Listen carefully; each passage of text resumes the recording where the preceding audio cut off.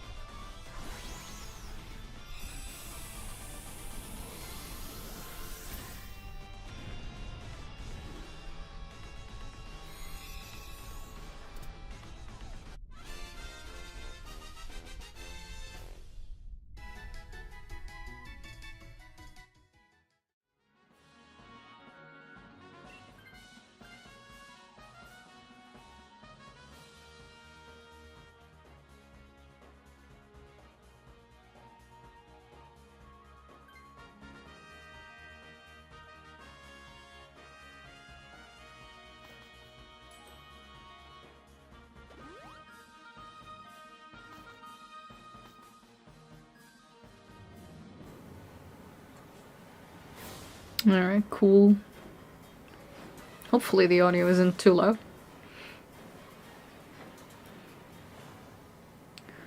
I haven't done many with video and talking, so I feel like eventually I'm gonna mess something up.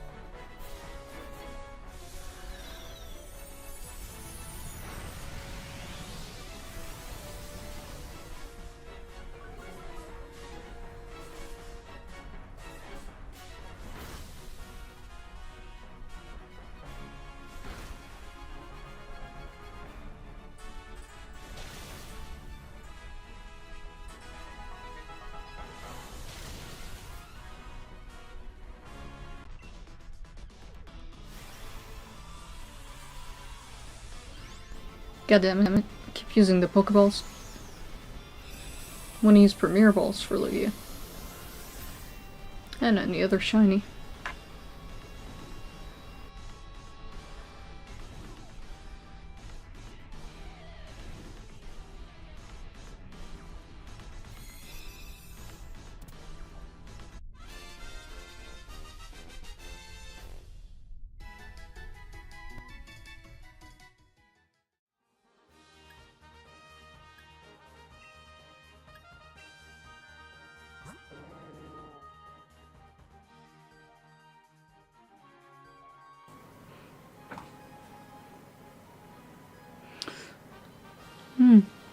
Connection is not looking good.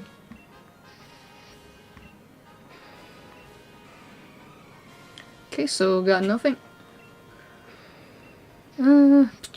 Which one should I take? Politoed, because you need a King's Rock to evolve it.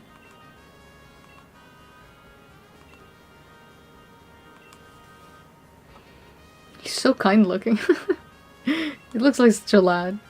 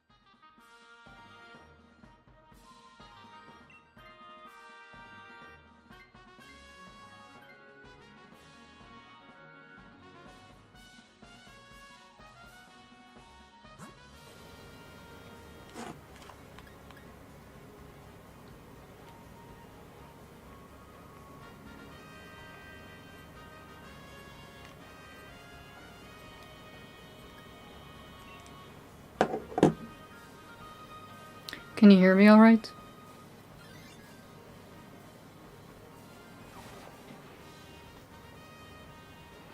I don't know if it's kind of cracking because it says there's a low bandwidth.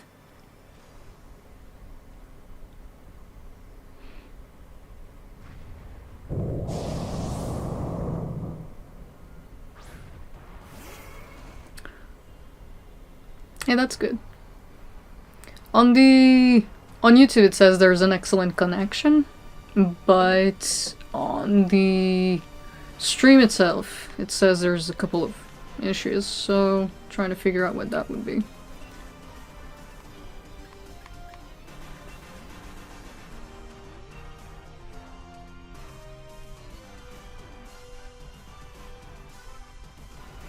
And if you find a way to join gaming, that would be great.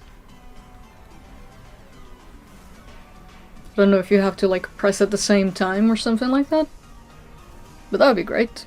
That would be cool.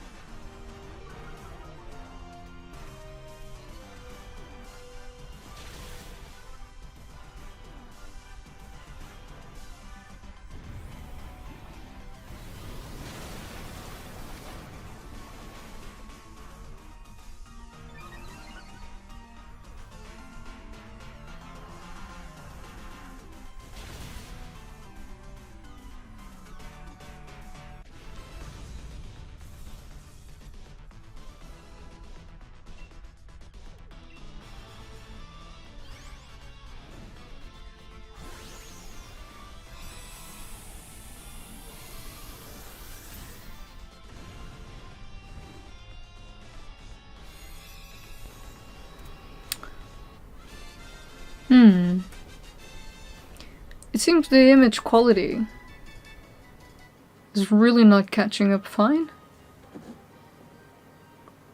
So maybe I just need to restart it. So I need to see what it could be.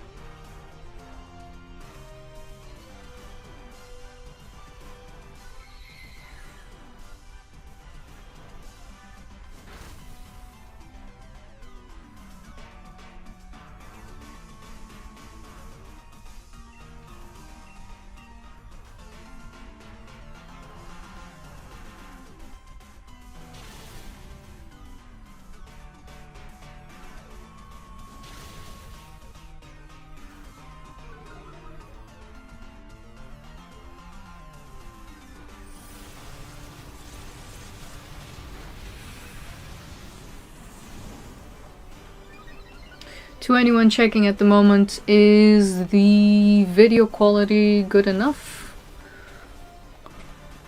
Or is it kinda iffy?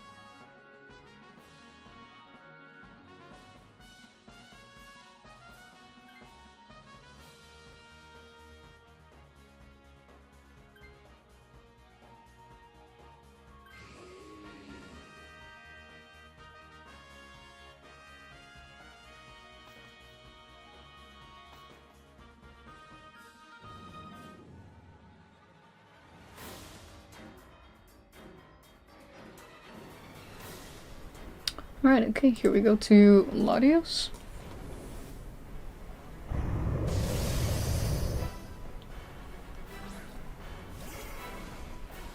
I hope you can see the video okay.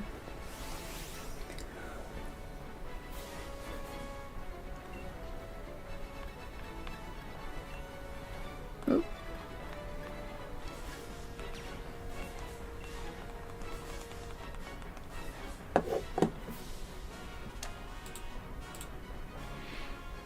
That's good gaming.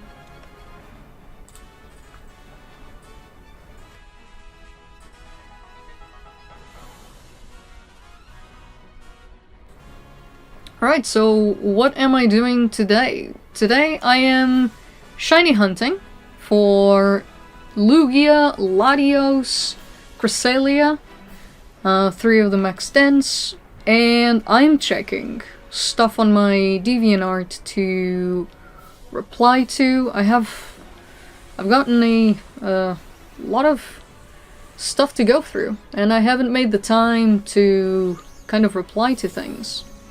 So that's what I'm mostly gonna be doing. I'm gonna be playing some casual Pokemon, shiny hunting, hopefully find some stuff. I found a shiny Rhyhorn the other day, and I'm gonna check my other things. I'm gonna check my other pages and socials, and just gonna try and reply to a couple of things, see how that goes.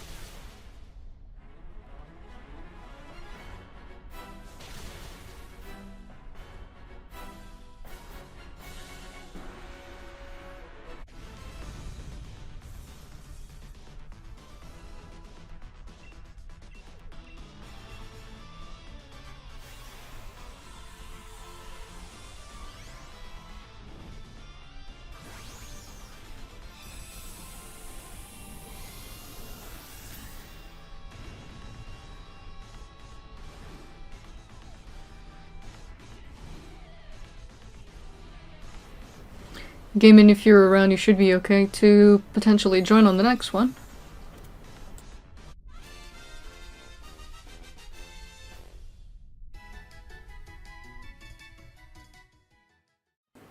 Let's see, what do we have first?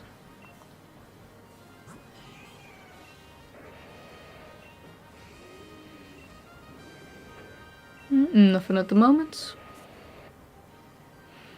Oh, who to keep, who to keep.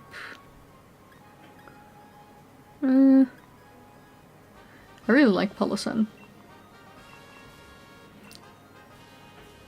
It's a weird but nice Pokemon, to be honest.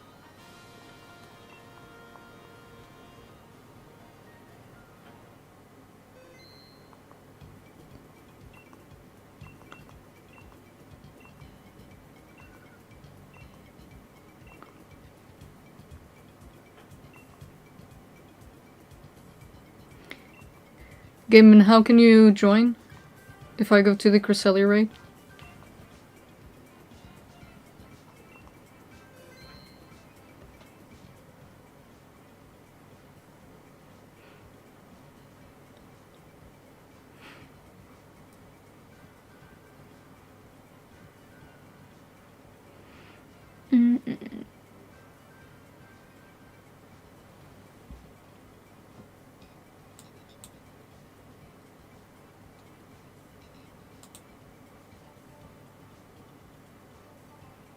Hopefully should be able to just hop in.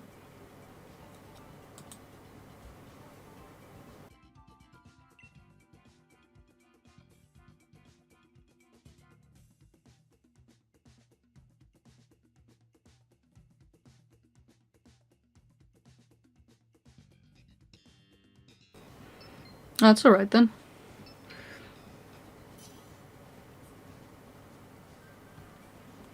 Good luck with the Tapus and the Xerneas then. Hopefully it'll be a good hunt.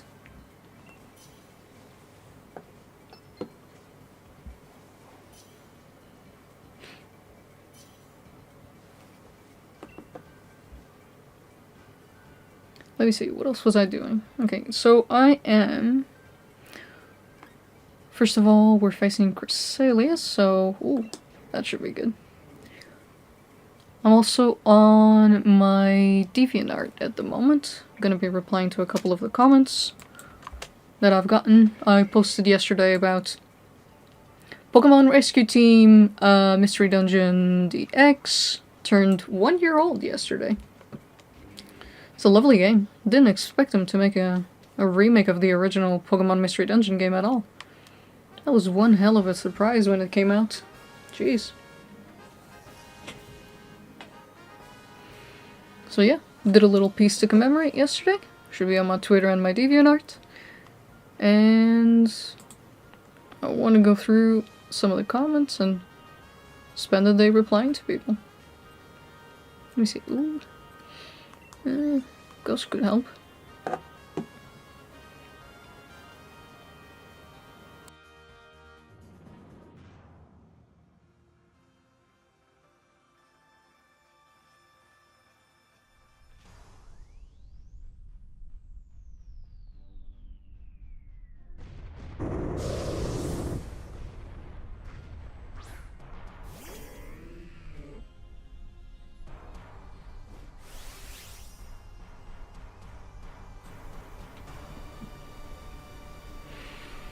I haven't checked many reactions to the Mystery Dungeon reveal, but I think I checked more for when Sinnoh games were revealed. That was pretty wild.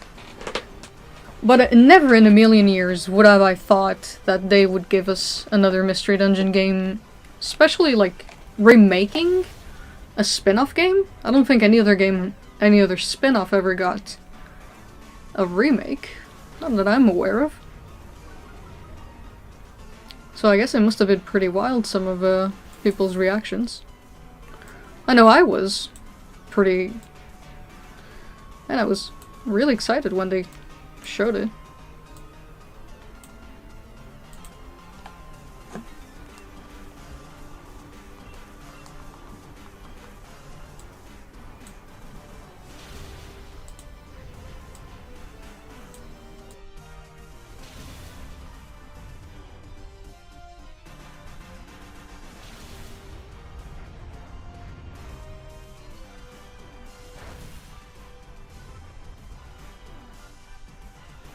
Oh man, the reactions to the Sinnoh games though.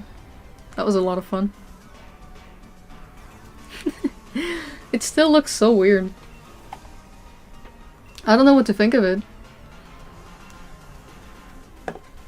I really like the idea of old Sinnoh. I think that's really cool. But the remakes have a very dark tone. I thought that was weird. The Floroma town, I think that's how you say it. Floroma town has these like nice flower patches, and on the trailer it made them look a bit dead, not gonna lie.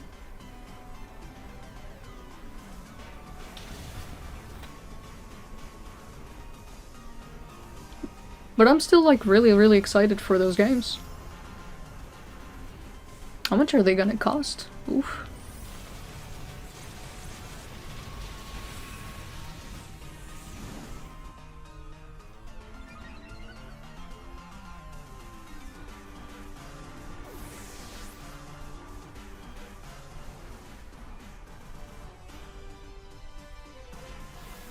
I wonder which one people are most excited for. If it's the original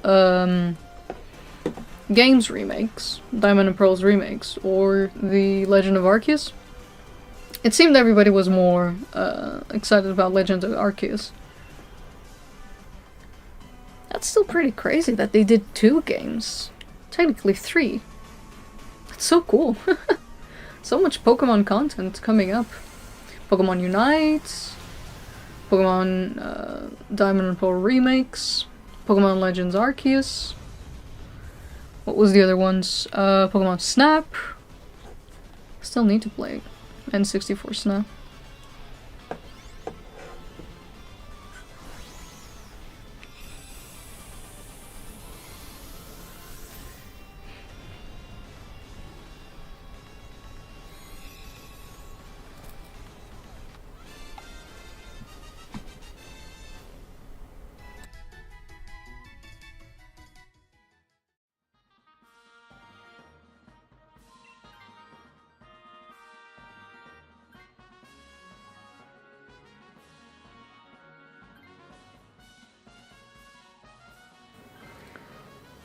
Oh, thank God. I keep pressing by accident on these things.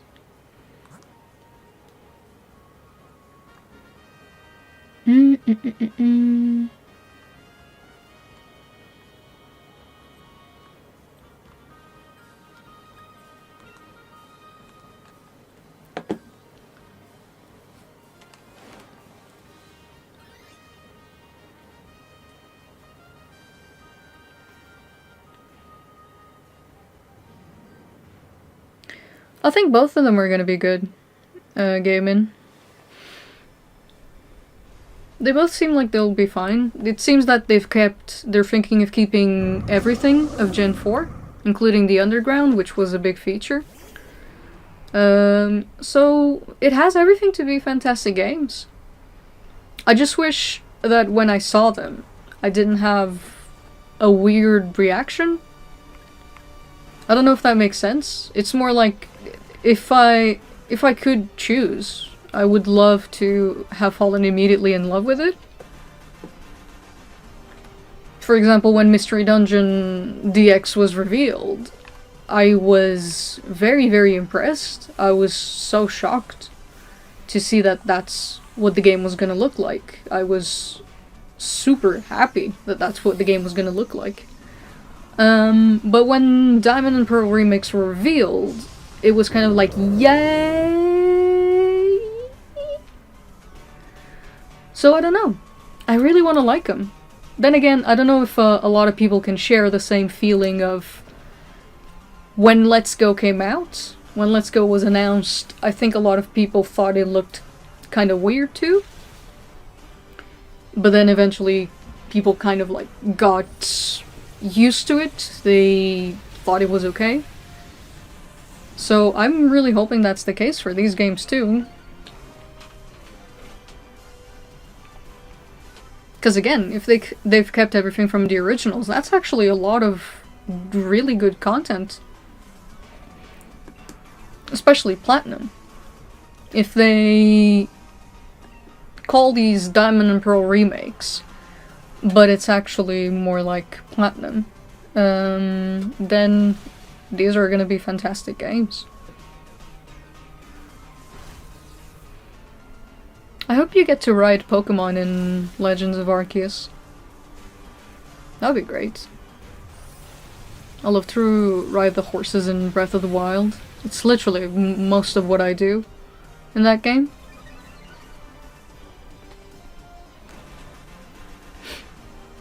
I've never seen, like, animals animated in such a good way as Breath of the Wild. I don't know, I think they really captured the motion nicely.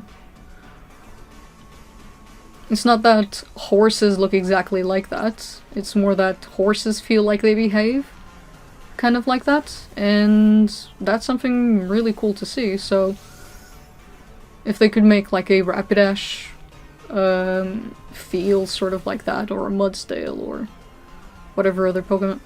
Ponyta was in the original Diamond and Pearl game, so who knows? That would be pretty cool. Now let me see, what comments do I have here on DeviantArt? Gotta try and reply to a couple of these. I haven't replied in a while, because my goodness, so many things happened in the last couple of days for Pokemon.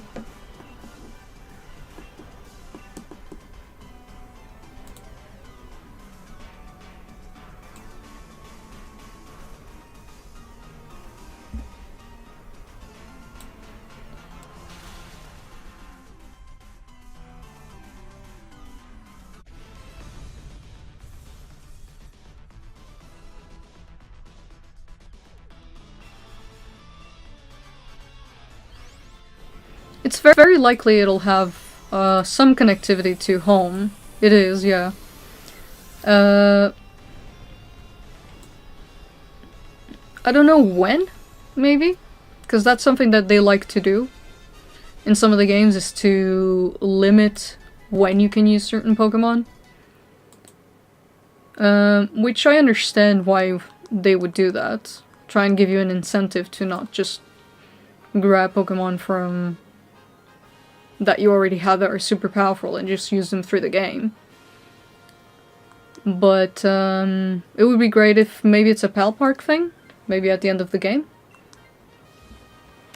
Maybe after you beat the Elite Four you can actually use them. And if it has a good post-game content, then you can still use those powerful Pokemon.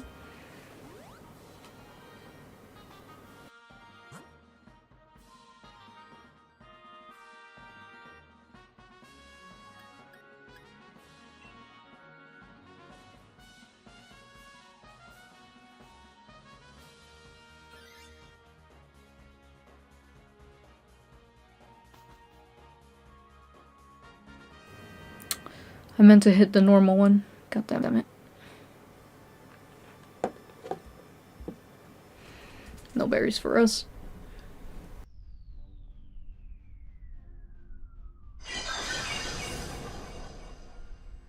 Ooh. Orbeetle is such a weird Pokemon, but damn. Looks cool. That's an alien. It's an alien spaceship. What the hell? An alien spaceship Pokemon. UFO Pokemon. Amazing.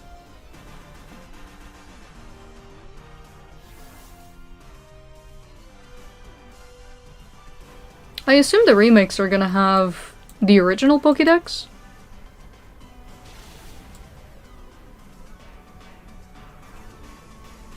I assume it's gonna be limited, which makes sense.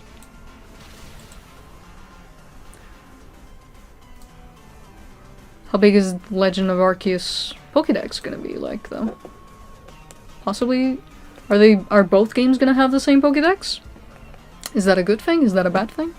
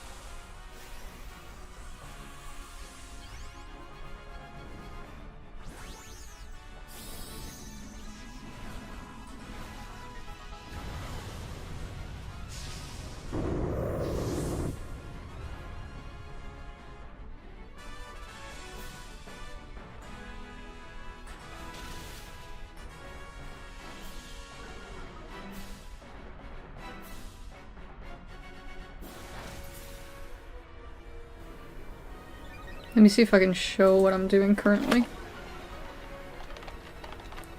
That'd be pretty neat.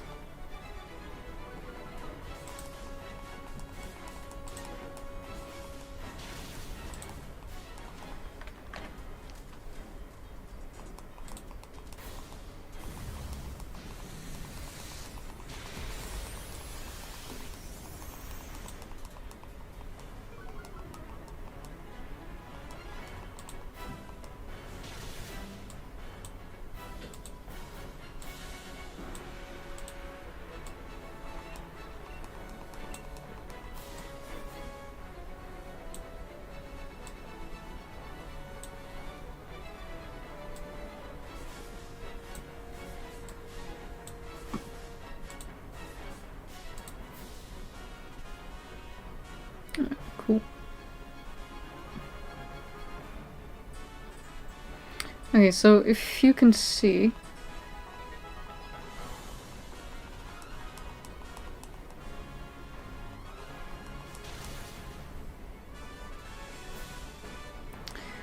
the image in the corner, it's what I'm checking at the moment on my DeviantArt.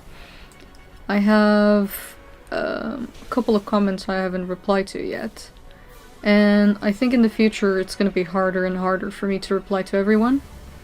I've tried over this year and the last year to try and reply to every single thing I have on my DeviantArt, or at least try and reply to as many people as I can. But over the last 2 to 3 weeks, I've received such an insane amount of comments that it's become somewhat hard to reply to every single one of them. But I still wish I could do it. Problem is, if I try and focus too much on that, I probably won't have enough time to actually draw. So one of the things I'm really happy that DeviantArt has implemented into their system is that you can actually like the comments so people know that I've actually seen them. So that's nice. Let me see. Nothing.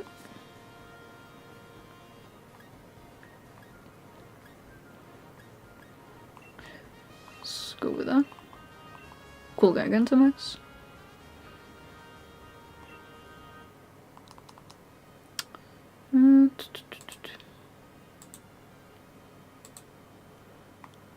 Need the other one.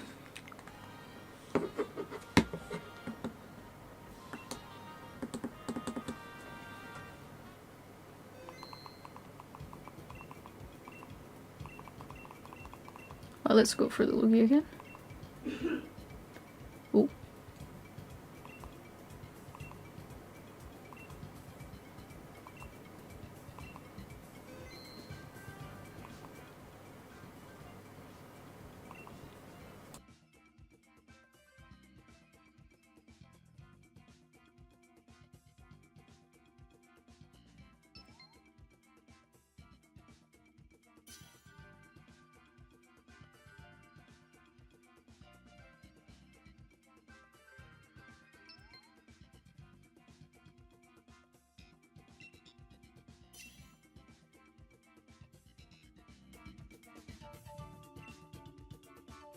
Let me see if I can do that then.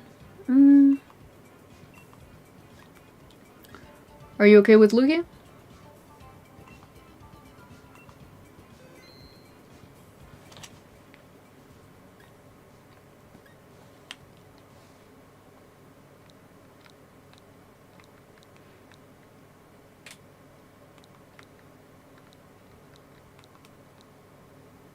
Alright, I gotta use the two sticks.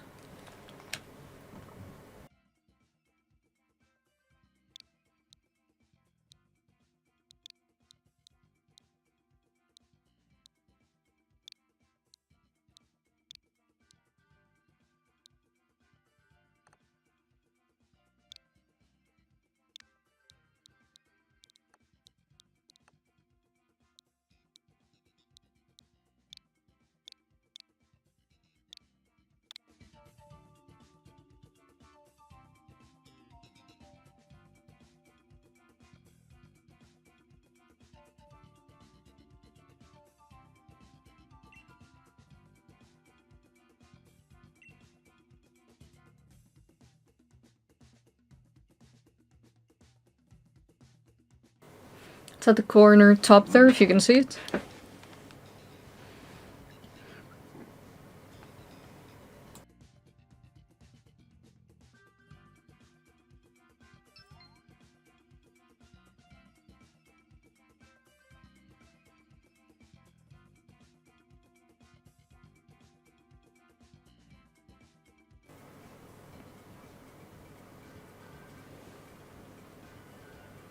Nice.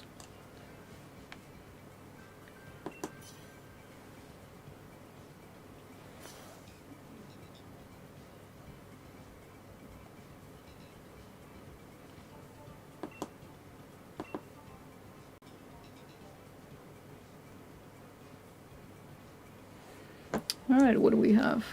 If it's gonna be for Lugia, probably go with that.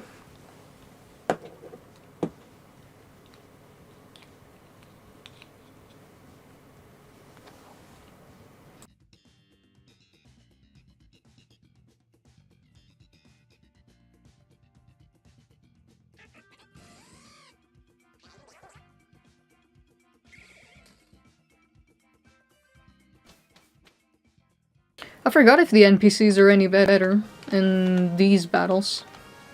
I know in the other raids they tend to be a bit, well, a bit not as useful, to be honest. So what do we have? Lugia at the end. A rock type could potentially help.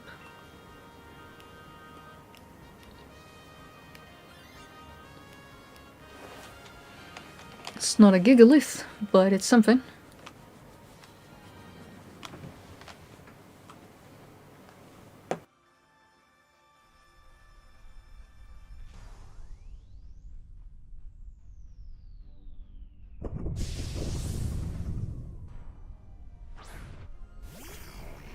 Oh yeah, I've also read all of those messages I got when I got sick.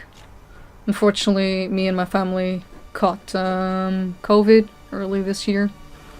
What was it? January? End of January. So I left a little post just letting people know that the comic would be delayed, and everyone was super nice about it. I feel weirdly lucky that so many people have been so kind throughout this whole thing. It's been great. It's been good.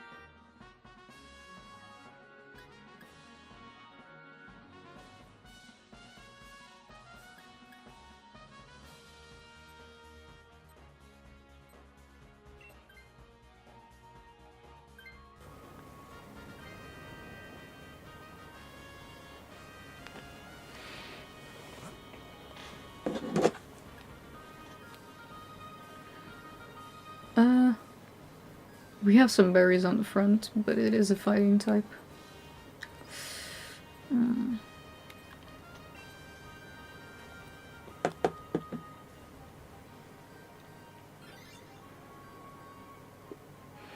Ooh, I need to take a look at the character then.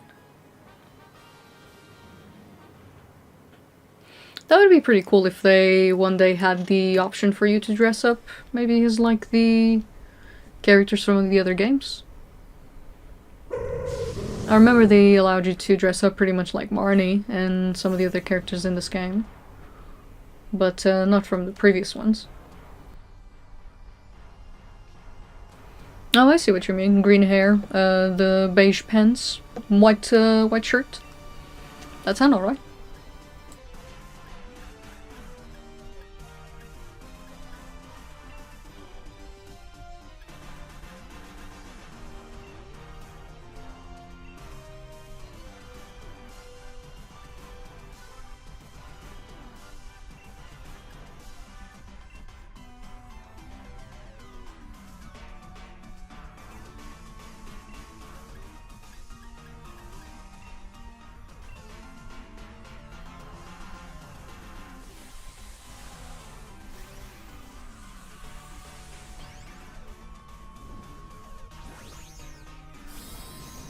So let me see if I can read some of these.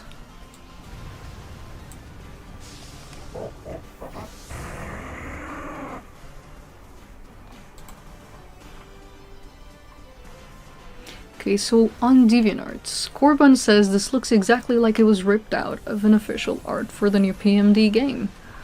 The whole painting I did of the Pokemon town. Damn, that drawing took a while to make. It was a lot of fun.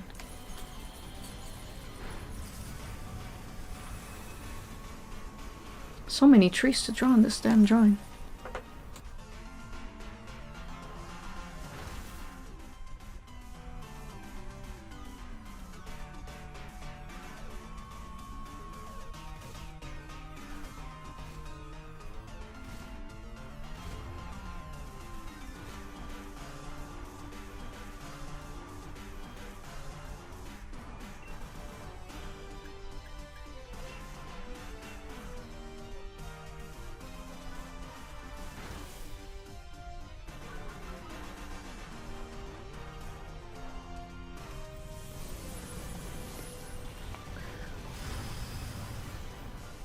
The Still Gym hat? I think I've bought all of the clothes in this game, finally. Don't know why, but you know. I don't remember what the steel one looks like though. The steel hat.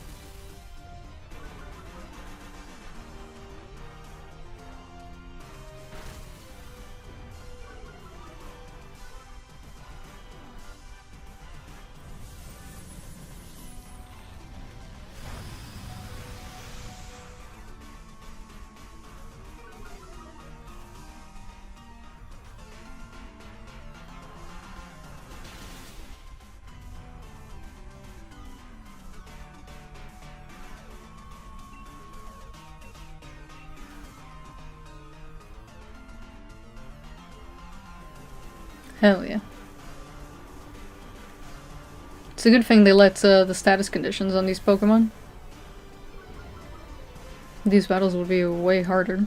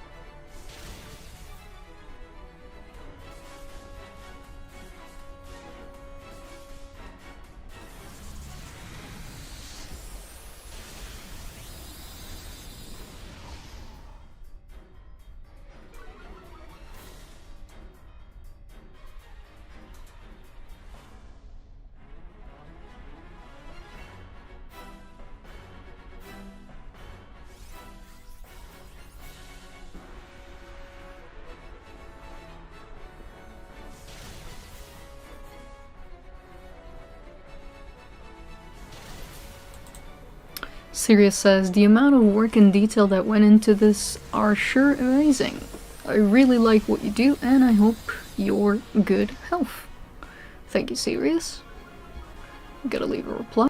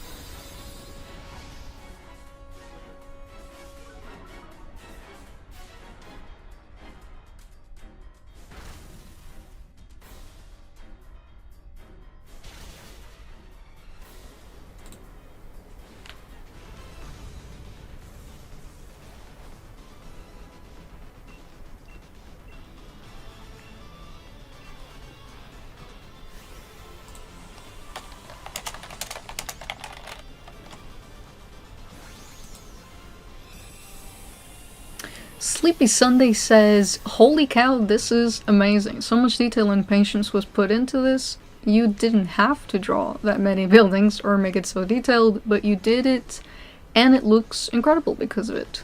I want to live there. It's fun pointing out all the Pokemon-shaped houses. That Magnezone building is my favorite. Nice.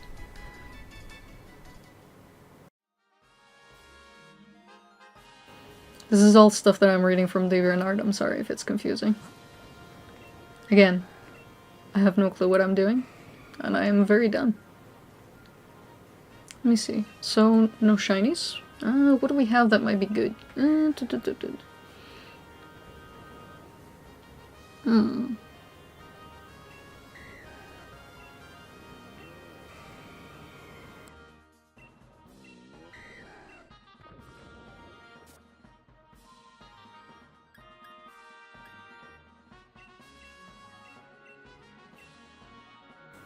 I keep forgetting which Pokemon I have and which ones I don't.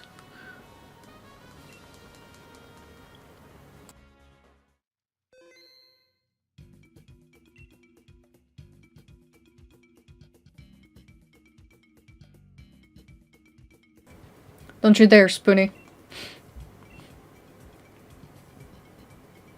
Man. I think you recognize this. I think you lost this.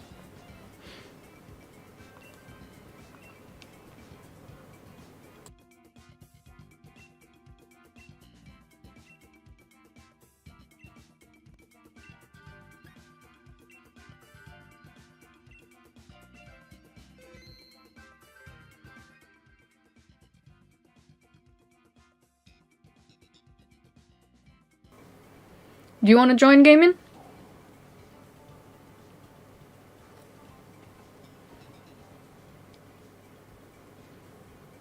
Don't make me sing the national anthem, Spoonie.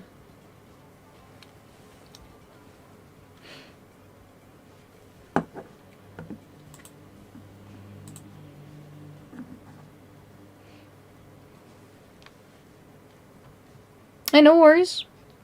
You go have yourself a good weekend, alright? Anybody is free to go. Anybody. You're free to go. See you later. Alright, so let's see if we get a shiny, shiny Latios.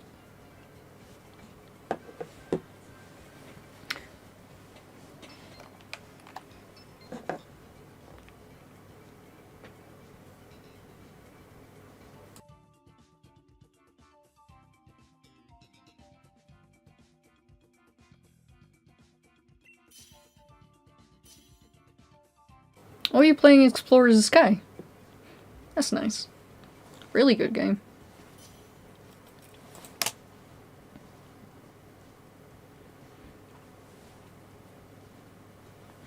Again, to not confuse everybody on the stream. I am on my DeviantArt, checking comments and things like that. I don't know, I'm trying to see if maybe I can grab some of these comments and then make a video. I don't know. Again, very experimental, very all over the place. And I hope you're enjoying your breakfast, Bernie. Let me see. Is it bacalhau? It's only Portuguese if it's bacalhau. Don't know why I sound Russian, but you know.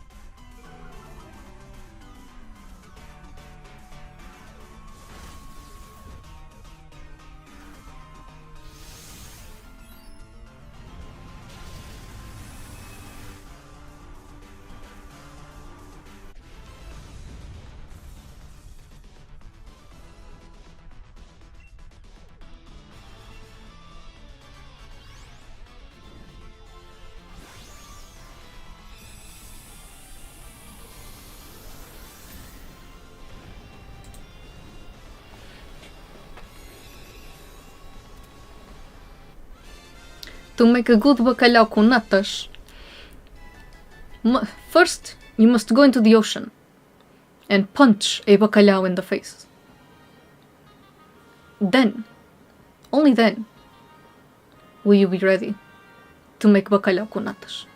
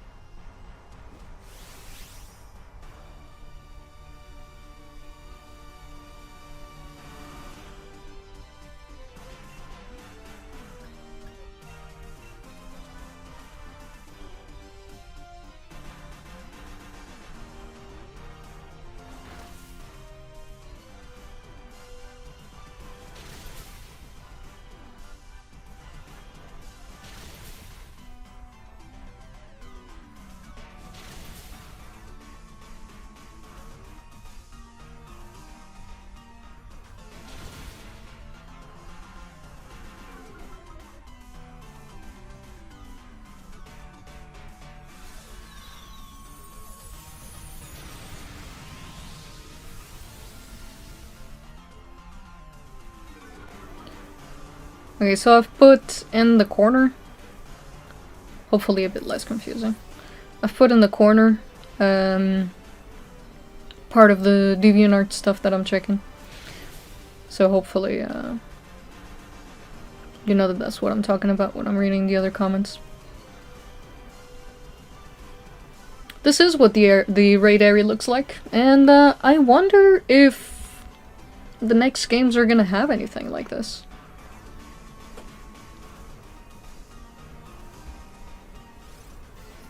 Oh my. Brady Trash Can. It's nice to see you're watching from a Switch. And not a trash can. The raid area is pretty cool. I like the pinks and purples. I think it's a great choice visually.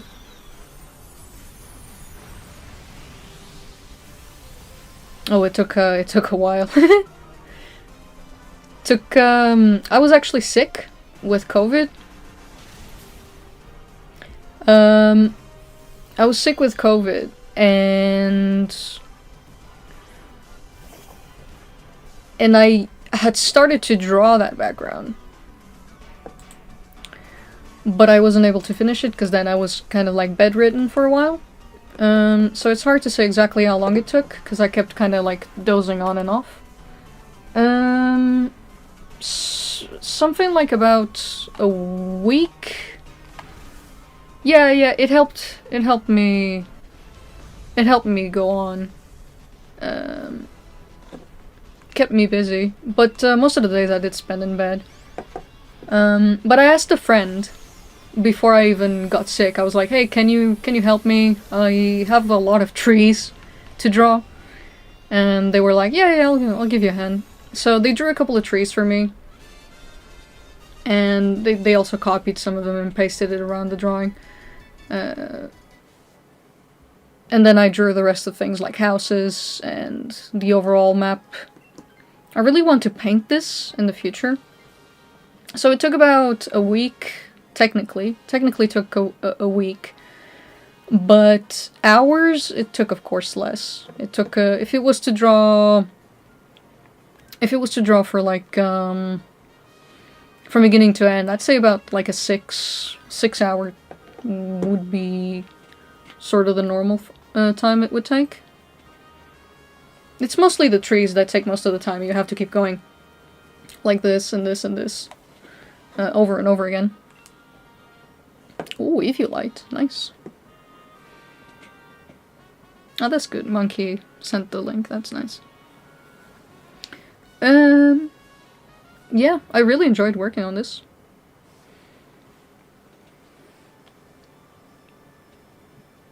My friend was kind of pissed because I told them, "Hey, just draw these trees like you see in this image." And then they said, "Oh, but I see that you have hills, so I've added a little bit of perspective to the trees." And I'm like, "Nah, keep them off perspective, keep them stupid." And they were like, "What? Keep them what?" Because it's supposed to have a sort of map. It's supposed to have a sort of map and like above view. It's supposed to have like a really bad perspective.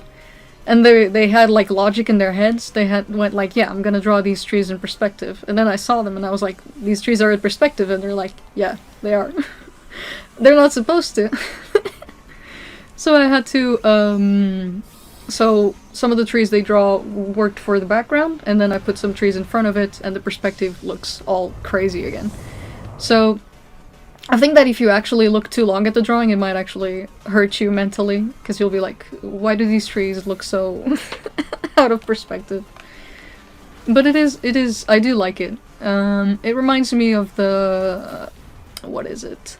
It reminds me of the drawings that they do for Mystery Dungeon, the maps. Let me see if I can find one. Hey Kargarok, hope you're doing okay.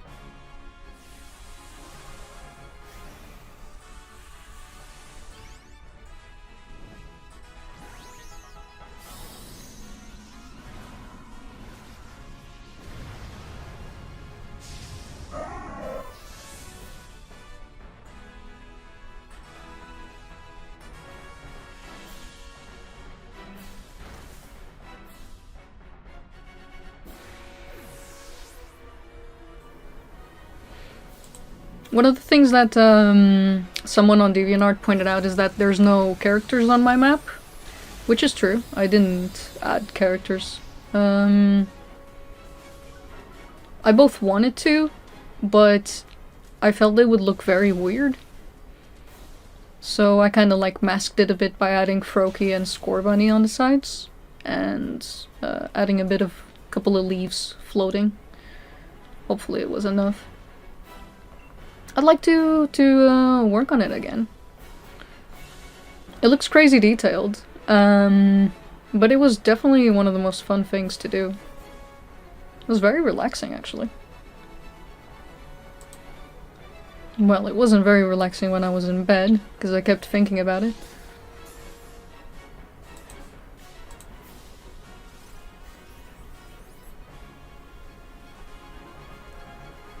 Oh no.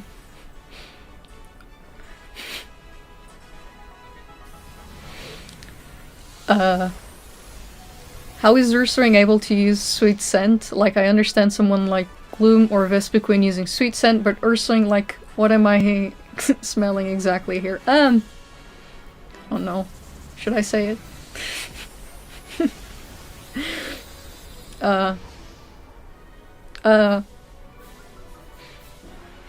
Maybe it's just the honey that they eat sticks to their fur or something. You know? Let's keep it PG.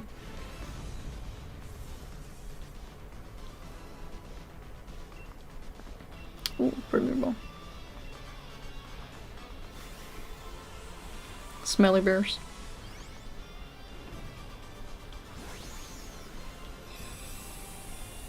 I guess that is a good question.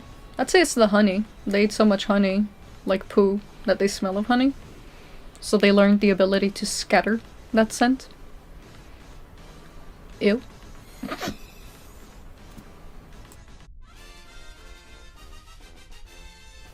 Stop!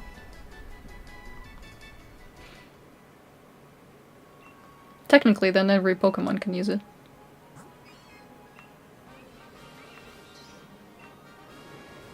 Oh, nope. No, let's keep, Vespiquen. Milady.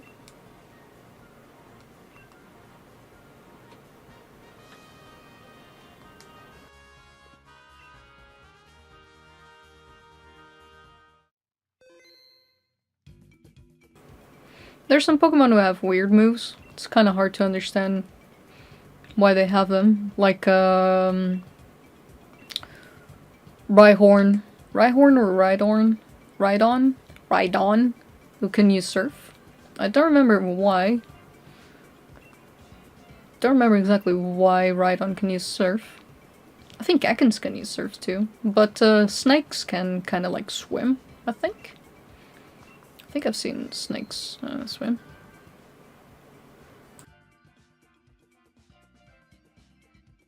Pikachu using Surf is a lot more like a fun little gimmick. I remember seeing it in Stadium. It was so much fun to use. It would just kind of like jump on this surfboard. Same with Raichu. Raichu would jump on its tail and kind of like ride it off. It was so cool. We'll never get anything as cool as Stadium, trust me.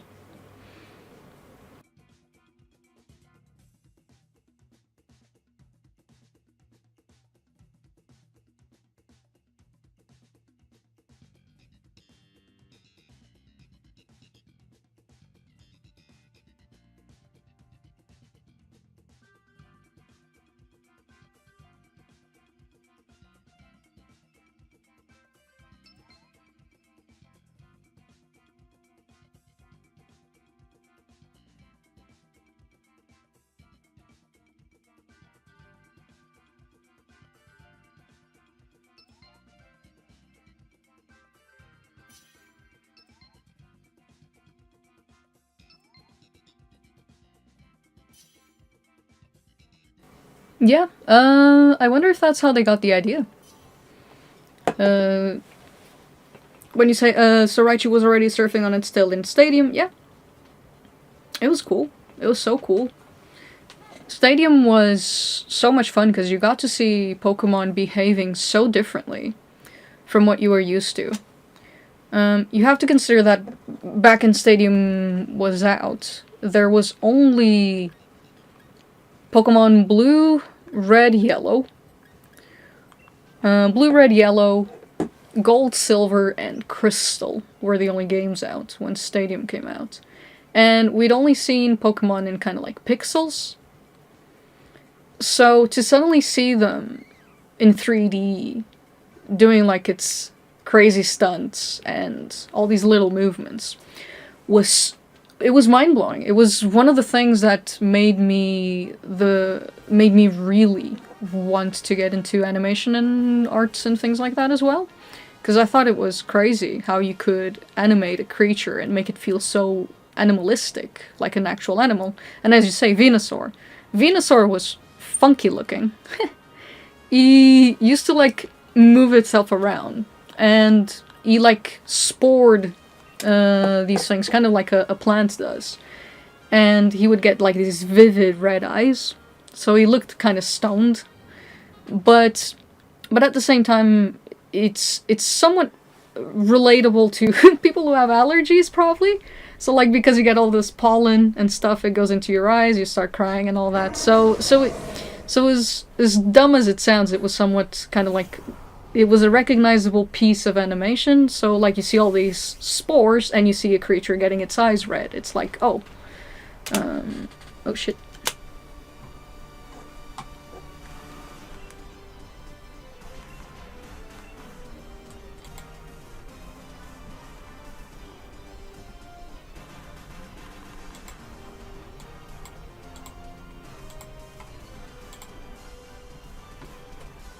Oops.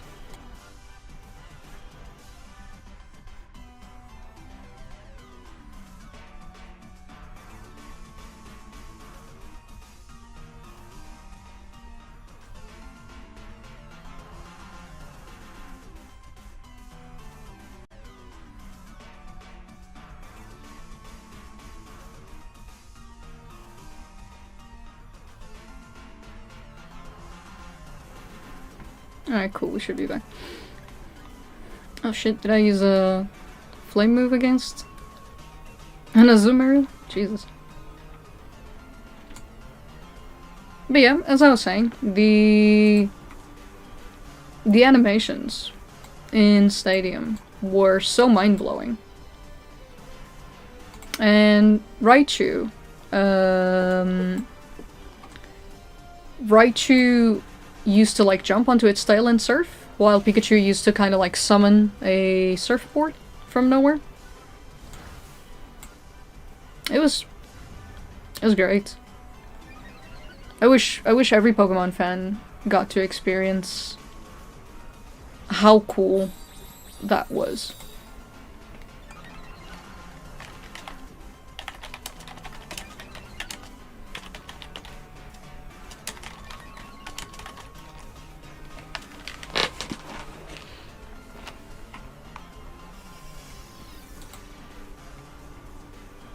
Aerodactyl was another Pokemon that was really cool to see in Stadium. It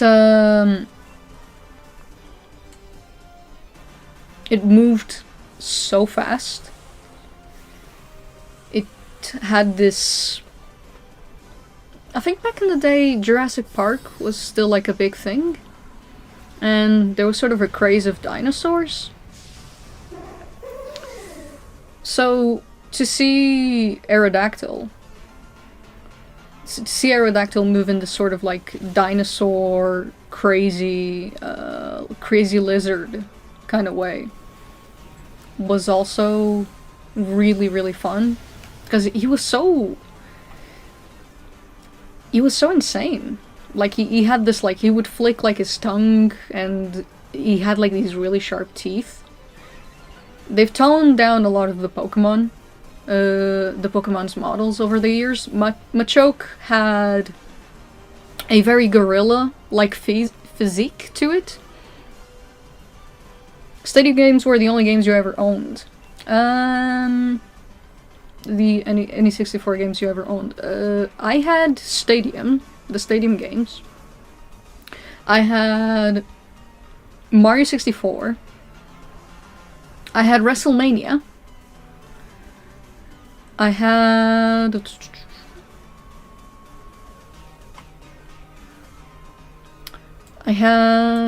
Hot Wheels, Turbo Racing, and I think that's it. I think that's all the 64 games we had. Don't know how it was in England, but in America I think it was fading by the time of Pokemon. I guess. I guess it was at the end of its phase of, like, love for dinosaurs and things like that, but I think it was still around a bit.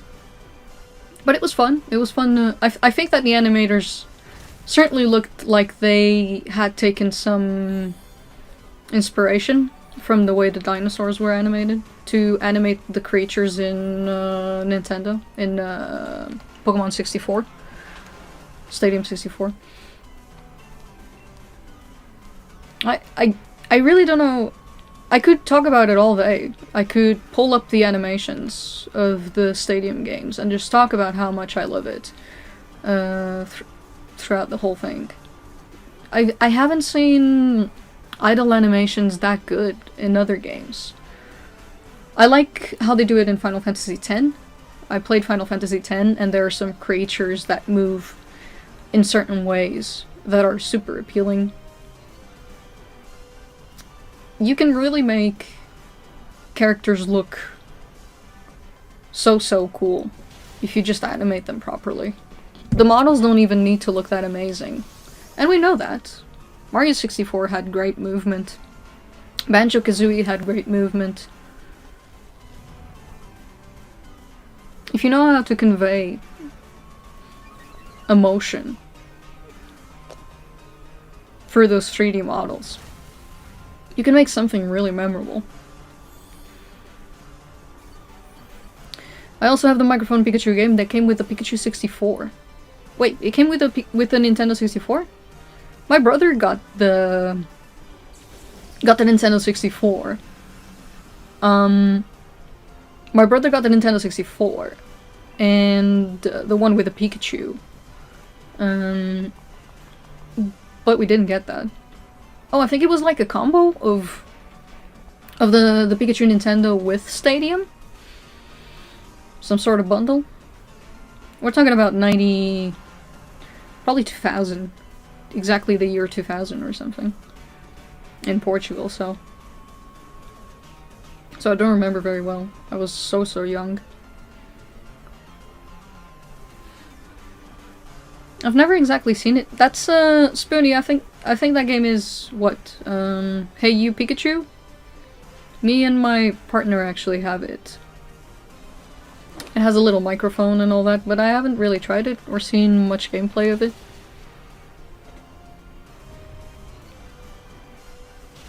Ah. In the States, Toys R Us bundle was the Microphone Pikachu game. Alright, cool.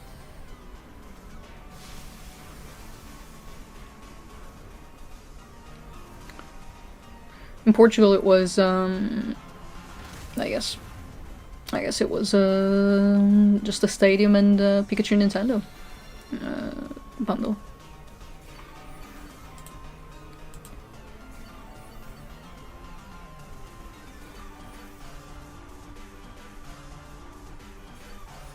Let me just see, just let me finish typing this one.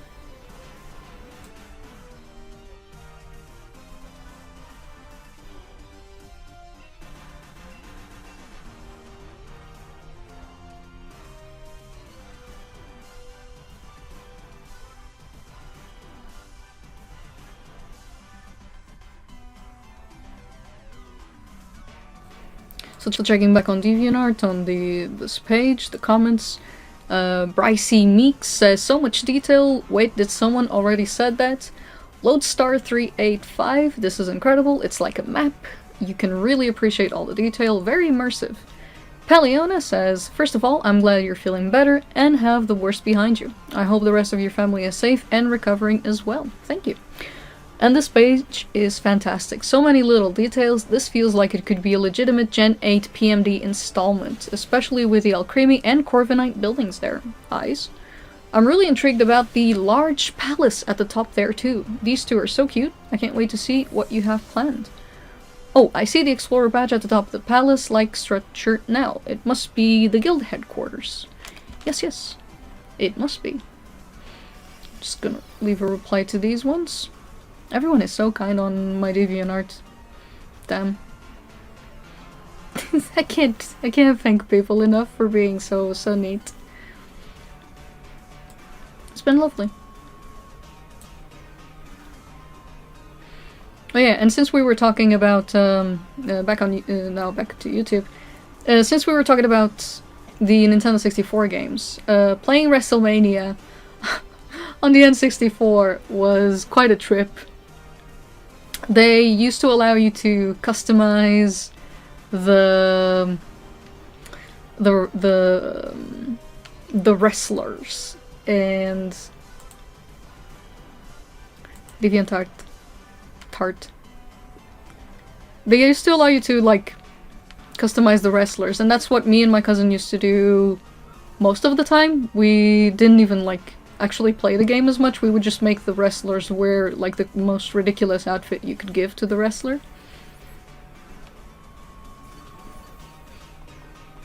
And then when we did get to play the game, we would try and get out of the ring as much as possible and take the chairs, the like, what's it called? The metal chairs, and just go to the outside of the ring and just proceed to hit each other's like character over and over with the chairs. Good times. I don't know how to talk, I thought that was obvious.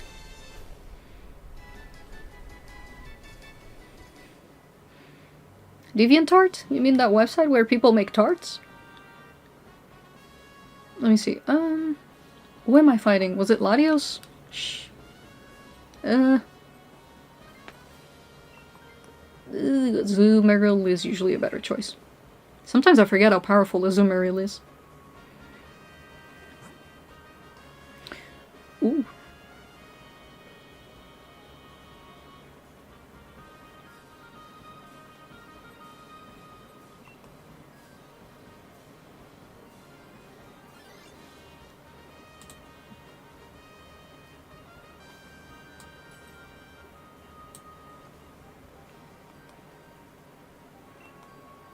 Ah, shit.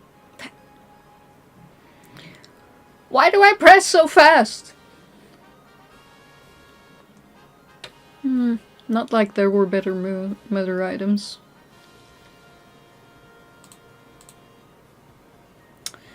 Did you ever attend the 90s TCG leagues in Portugal? No. I actually never got much into the card games. I actually did not know how to play them until like a year or two ago. I used to just love it for the art. I used to draw the cards. As in, actually, draw the card.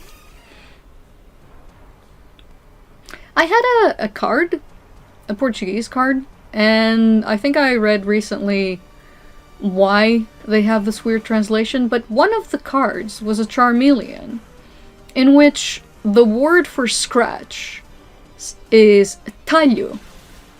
Talho means, it means steakhouse. Why does Charmeleon have a move called Steakhouse? Oh, there you go.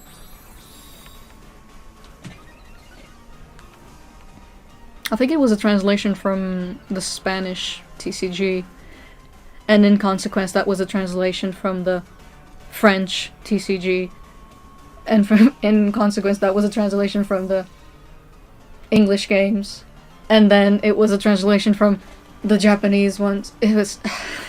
the inconsistencies were so funny. God. Oh, that's nice, you remember that too.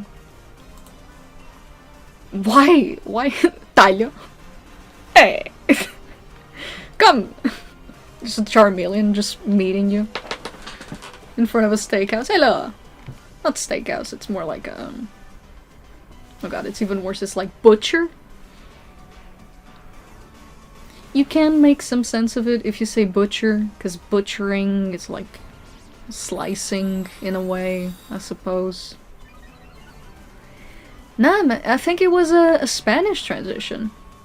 I saw, it actually came out recently, like an episode about the translation of Pokemon. So there's an episode on Did You Know Gaming, in which they talk about crazy translations for the Pokemon games and Pokemon merchandise. And one of the things they point out is that the Spanish translation and Italian translation are weirder because they weren't given too many directions on what exactly they were translating. So they would be given a random word and they would translate it, but they wouldn't say the context of it. So because they wouldn't say the context of it, you end up with crazy words. So for example, the word pound in English can mean weight, can mean a measure of weight, or it can mean the coin. They have the coin. And in Portuguese, that can translate to libra, which is what we call a Portuguese, a English coin. Sorry that this is confusing. The whole thing is confusing. So basically, they end up calling a move, which was supposed to mean weight, or something like that, they instead call it British currency. Libra. So that kind of weird translation happened. But yeah, go check out Did You Know Gaming Pokemon translations. It's insane. It's insane. It's insane what kind of mistakes went through the cracks.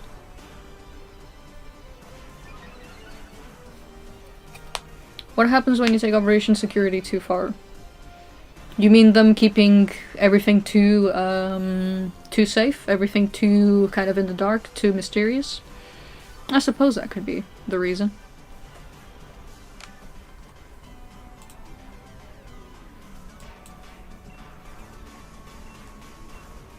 They kept it too vague. Didn't give enough directions and ended up with these weird mistakes.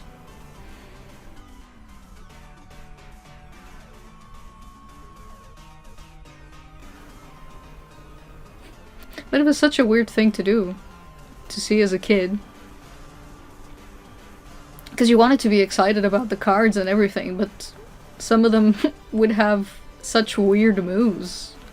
Then instead of you being like, oh yeah, use move scratch or something, you're saying something else. So it kind of lost that beat of, oh, I thought we were supposed to be doing something else. I don't know. Very weird. The craziest thing me and my brother ever owned Pokemon merch related, Pokemon content related, was a cartridge. A Pokemon Silver cartridge that he was given as a kid. I don't know where that is. I think we don't have it anymore.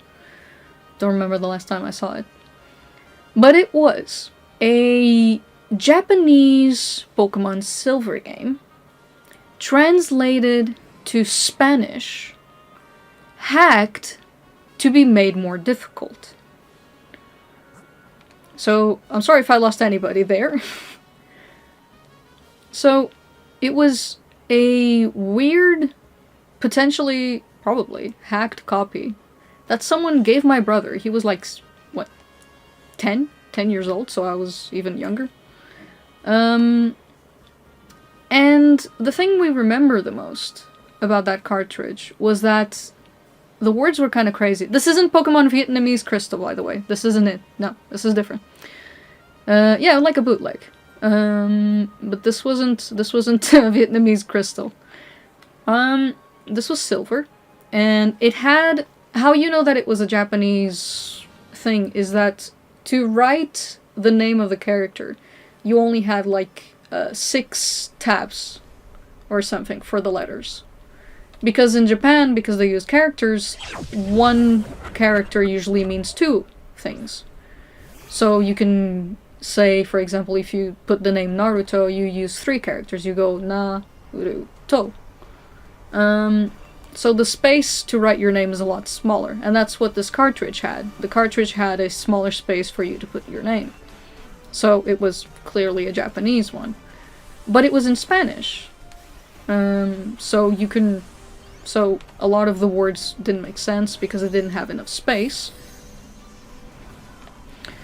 And as we were playing through it, I don't even remember what the rest of the game was. The thing we remember the most is that in the game corner, in the underground part of Goldenrod City, there was this one specific trainer, who had a licky tongue, I think, which was not at level 12, but at level 28. So, and me and my brother were like, what? Why is this Pokemon so high leveled? Because our Pokemon were like level 10 or level 12. And that kind of like stuck with us for the rest of our Pokemon playing years. We remember that game as being like a really difficult game because randomly trainers would have super high leveled Pokemon in comparison to what you were supposed to have. But yeah, I haven't seen that cartridge in years. It's probably in the trash, who knows. But it was a crazy bootleg Pokemon game with some changes onto the main file to make the game probably harder. And we're talking about like 1999, 2000, 2001 cartridges.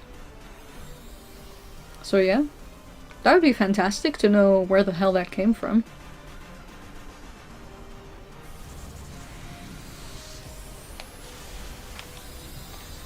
That Lickitung was like...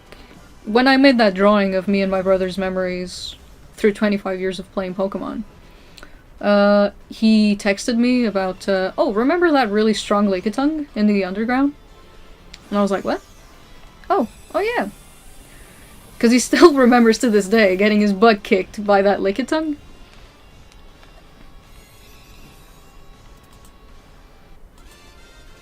Oh yeah, there you go.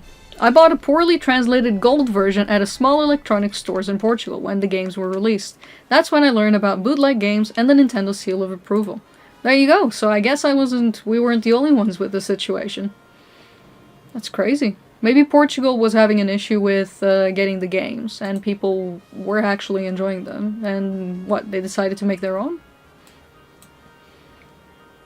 But if they made their own, they wouldn't make it in Spanish, I think. So, yeah, that's the story of crazy bootlegs back in the 90s, 2000s. And it was funny that my brother still remembered that.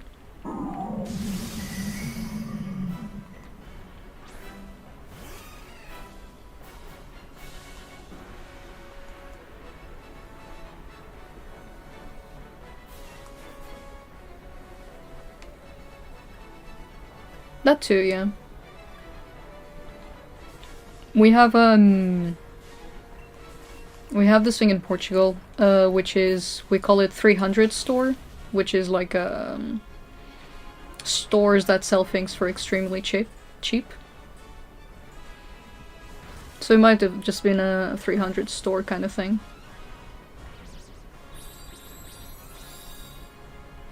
Bootleg games would net you a bigger profit. Yeah, I don't know. Shortly after, we did get the actual games. And we were actually able to beat them, since not every trainer had a 28 level Lickitung.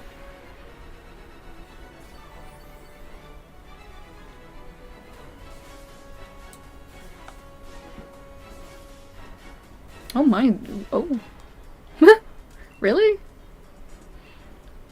When I complained to the store owner about the about it, he actually yelled at me. Jeez, can you imagine? Sir, this is a pirated game. So what? You're gonna come to me.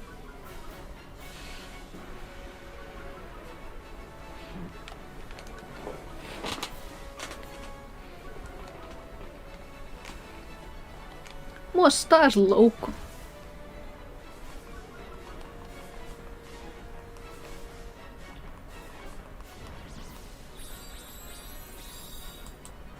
Oh. It was a hole-in-the-wall type of store.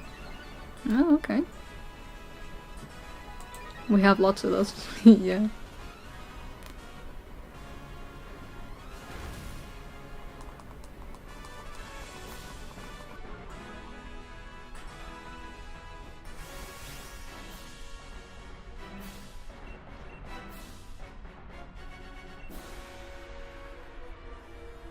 Let me see, what else do I have over here on the DeviantArt?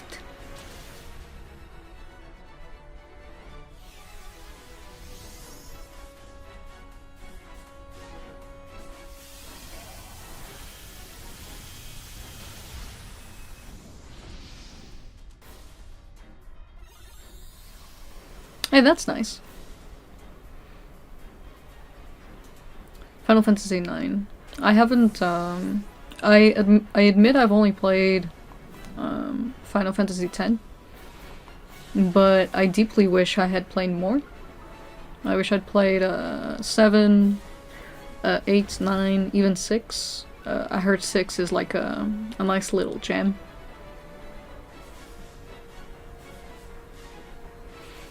I got to play Final Fantasy 13, and Lightning was like a character I really liked in terms of aesthetics.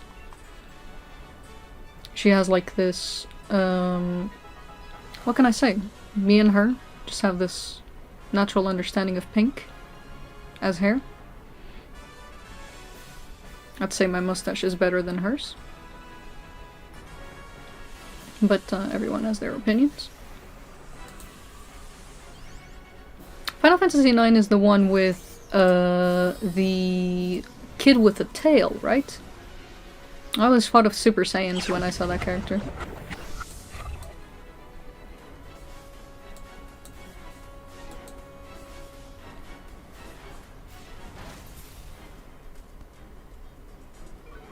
Yeah, there you go. Funny because in a lot of communities, FF6 is considered required playing. Yeah, I've heard about FF6.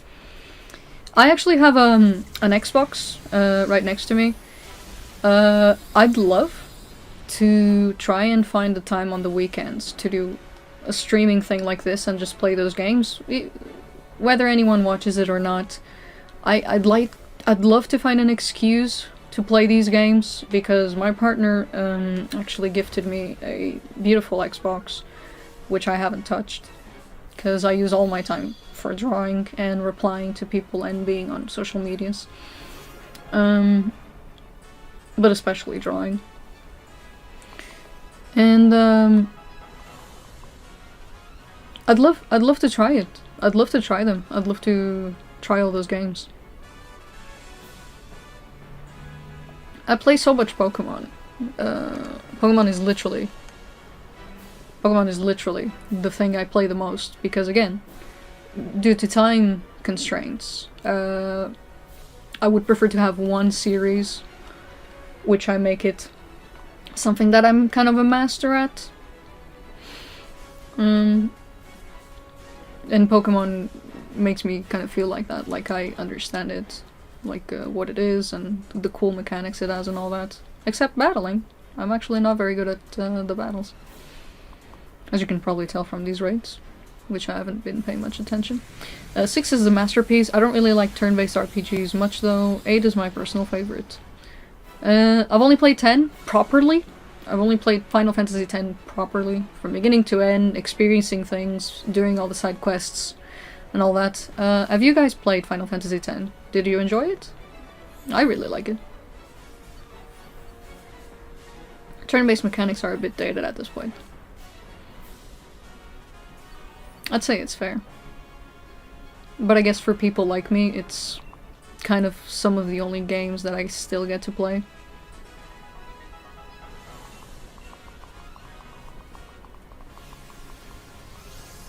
Maybe they're games for the salaryman. For the office workers. But yeah, man, I love Final Fantasy X. Not gonna lie, it's one of the games that has made me cry the most. Every time I watched it as a kid, I'd just cry at that ending.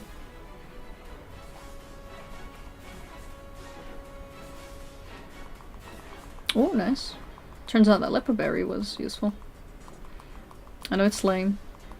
I know it's lame to cry at the ending of games and stuff like that, but what can I say? It's just so beautiful.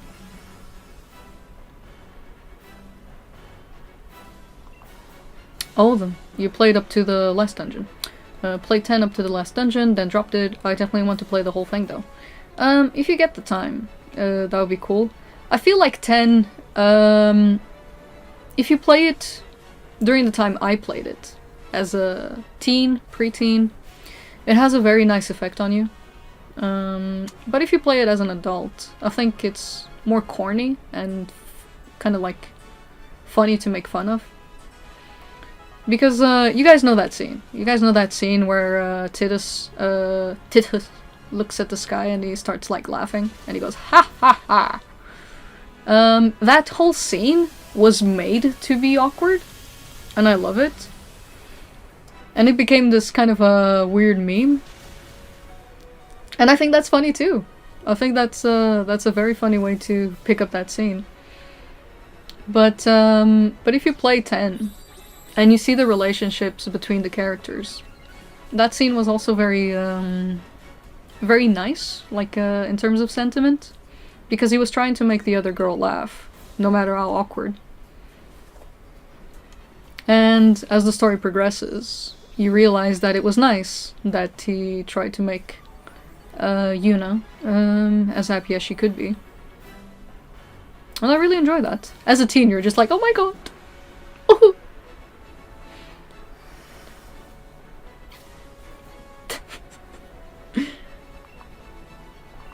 Especially the music. The music was great.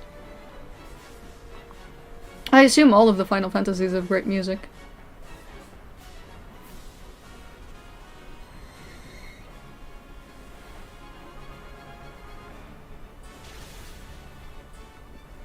I haven't played 7, but I know all of the...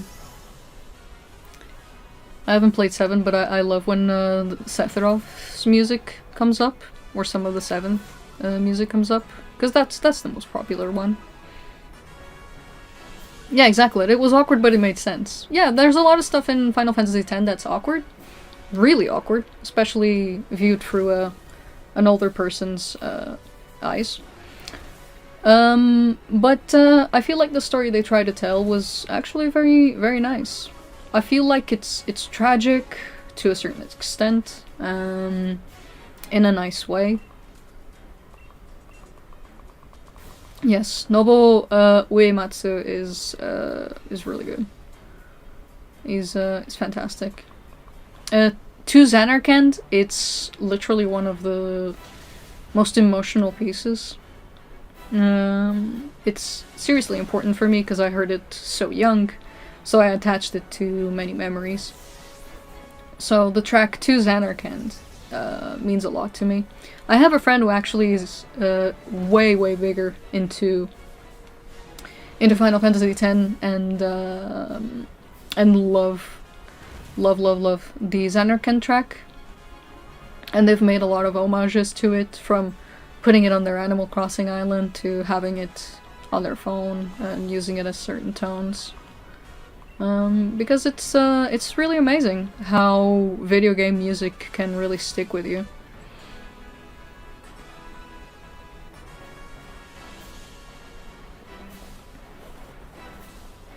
I used to go to the Final Fantasy X website.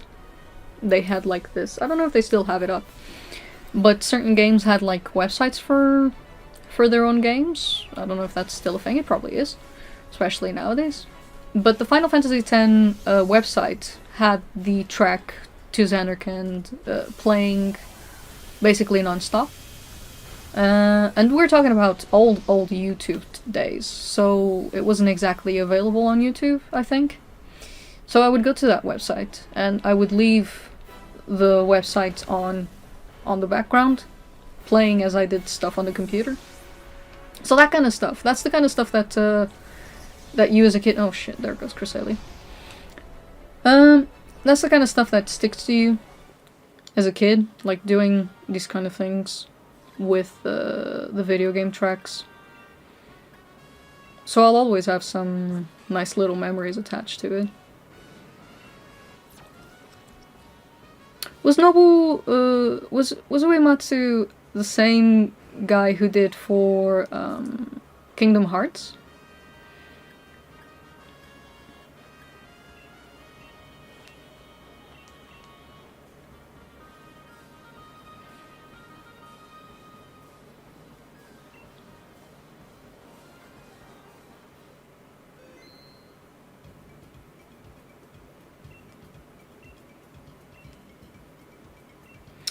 Who was it?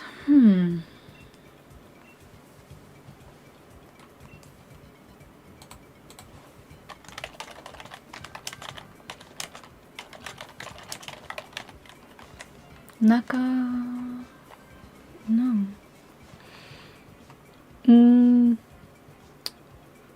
It says it was.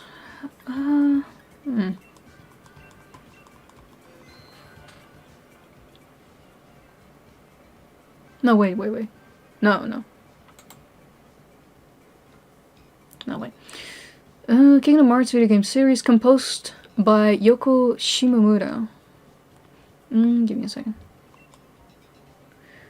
Yeah, there you go. Apparently Miss Yoko Shimomura composed and arranged the series music, which consists of arranged Disney songs, original works by Shimomura. Yes, it was Miss Yoko. Let me see.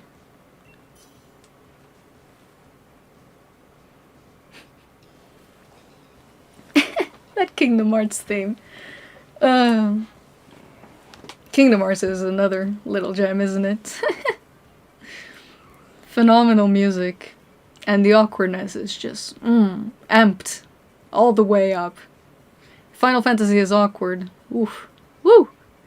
Kingdom Hearts hits that little spot, man.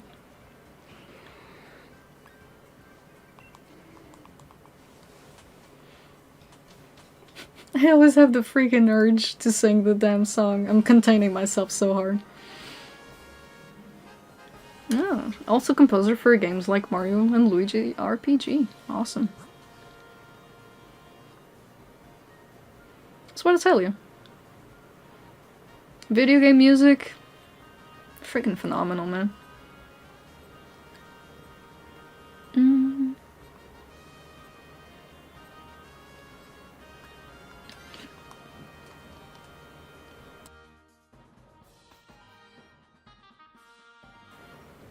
Bowser's Inside Story.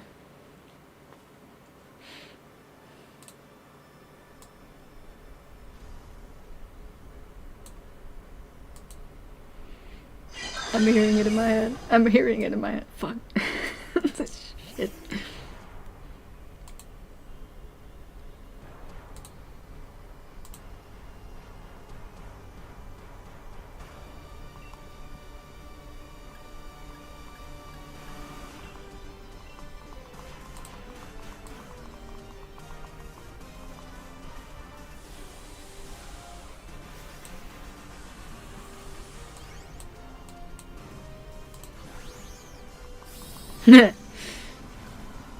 I say turn-based mechanics are a bit outdated, yet it's most of the games I choose to play.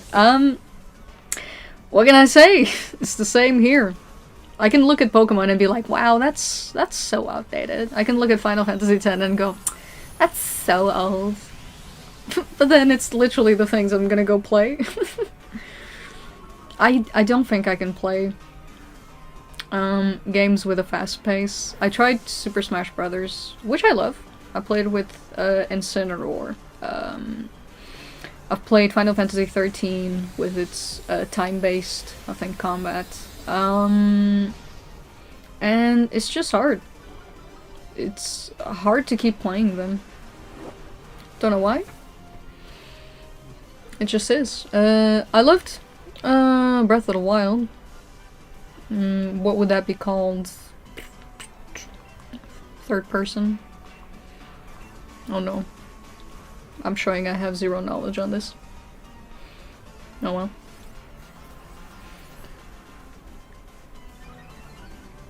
What is it? Like real-time combat or something? I don't know. Breath of the Wild had an amazing combo of combat skills and exploration. Final Fantasy XIII's combat was pretty fun. But again, I didn't carry it on. I didn't finish the game.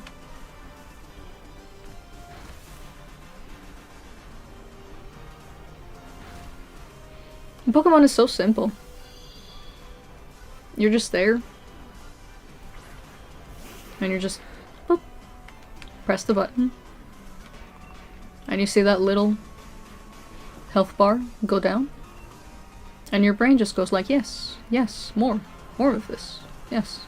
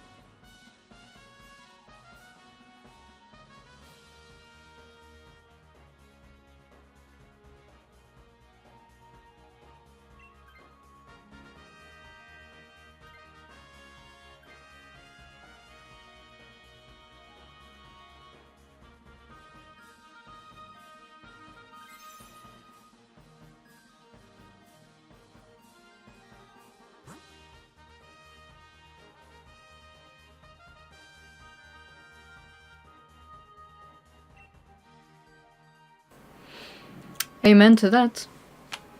I've played every FF up to 10, I plan to play them all, but with a bucket list as big as mine, I'll probably pass away without touching half the games I bought. Yeah man, same here. I mean, I really wish I could spend more time playing games, because some of my favorite experiences in my life was playing certain games.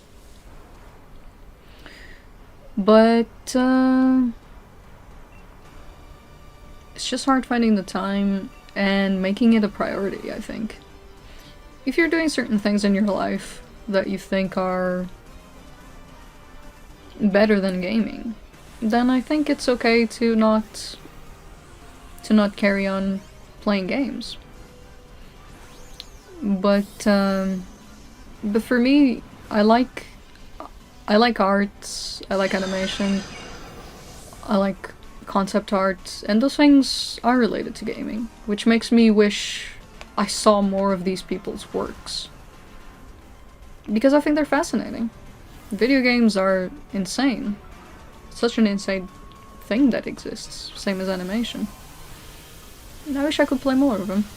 But I also want to draw.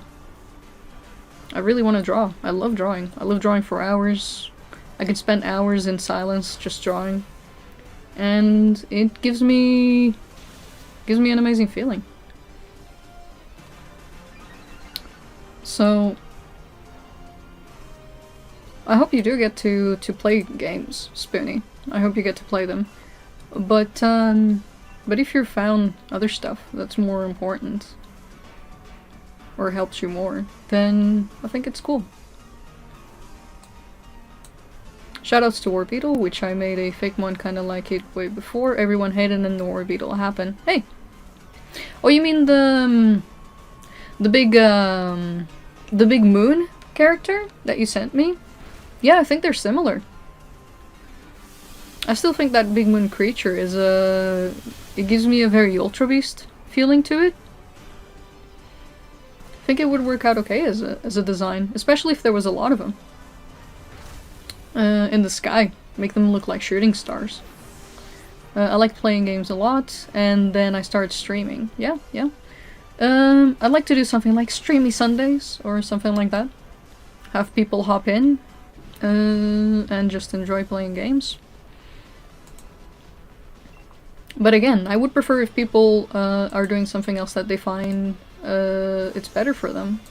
Even if it means me not getting anybody on the stream. Because it makes sense. Just, let's all keep doing what we can. Keep doing stuff that we enjoy, and stuff that makes us feel good. Or that we need to do. Sorry, I probably sound a bit lame, but yeah.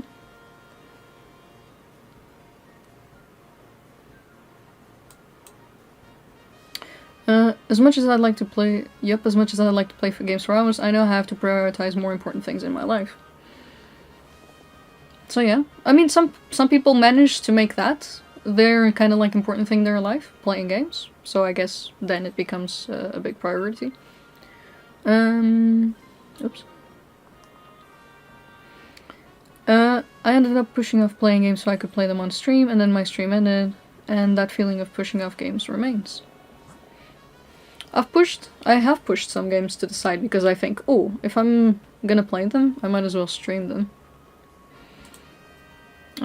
I suppose that both of you probably feel that feeling that you can no longer be doing one thing at a time. It feels like you kind of have to do two at a time to feel like you're being productive.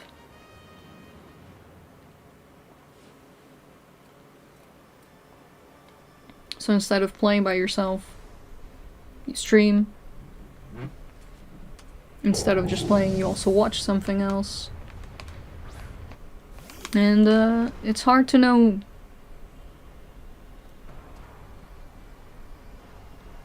It's hard to know when to do that or not. I don't know.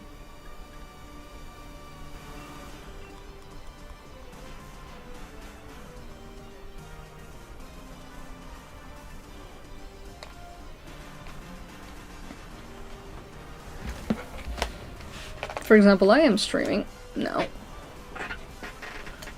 I'm streaming, I'm shiny hunting for these 3 Pokemon. And I'm also trying to reply to some of the comments I have from people over the last couple of days.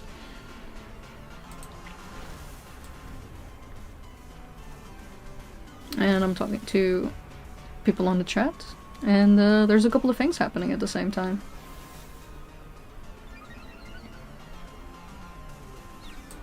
And I find that nice. But yeah, Kargarok, that character of yours, that fake Monish of yours, I like the idea of a sky covered in those little fellas, moon-like fellas. Would make for a really nice visual.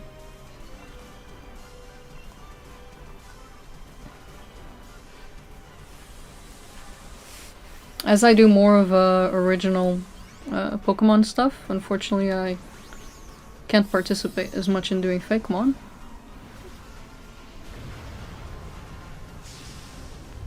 Sometimes I do.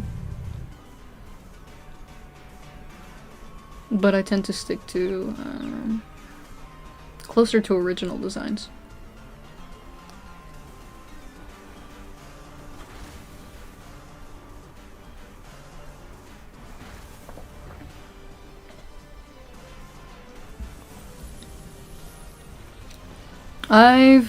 BESSA, how long have you been speaking English fluently? I have been speaking English fluently since I was 5 years old. My mom used to leave me with my brother, and I used to watch all the stuff he did. And my brother used to watch Cartoon Network, play video games, and all of this was in English. Because it was all in English, we would try and figure out what the characters were saying, what the moves meant. We played Pokemon without even knowing what half the moves meant. So, slowly, I started to figure out, oh, okay, that's what it means. And as I watched Cartoon Network, I started to figure out, oh, that's what the characters are saying.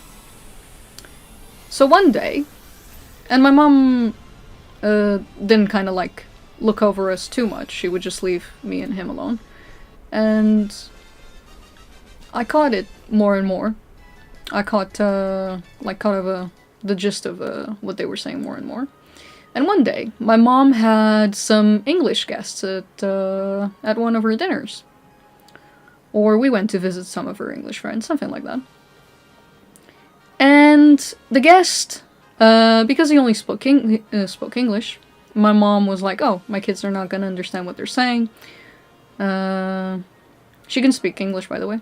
My kids are not gonna understand what he's saying, we're just gonna speak English and leave the kids be. But I walked up to this gentleman, and I started to ask him all these questions in English, and my mom just looked at me. I still remember her expression, I was so young. Looked at me like, what the hell? Since when can you speak English? She had never heard me speak it at all. And I was so tiny. And she was just looking at me like, what the hell? I'm pretty sure she swore. Because she was like, it was so sudden. Can you imagine if you suddenly have a kid, you leave them to their devices, and they can speak Japanese tomorrow, and it's like, what? What do you want about? So I do remember that. That was a lot of fun. Because I remember my mom's shock so vividly, because I'd never uttered like a word in English up until that point. And then I just start talking to this gentleman like, hi, how are you? Are you okay? Fine, thank you. It wasn't like fluent English, it was like kindergarten English. But it was so funny. It was so funny. Raiva moça. Naquela me fala inglês. Sorry, I had to do my mom's impression. For he was plenty. That was my mom's face, Kargarok. The shocked emoji.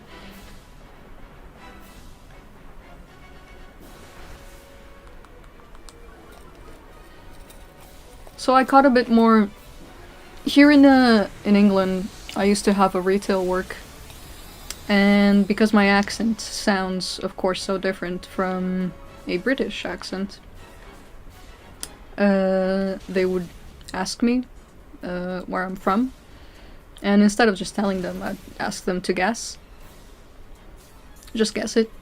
And I only got one person saying a place near Portugal, which was Spain. Everyone else asked me if I was from America, Poland. I had a kid who I said I wasn't American, and he asked me if I was from Los Angeles. I'm like, what? You are aware where Los Angeles is, right? Hey, ma'am. Are you American? No. Are you from Los Angeles? No.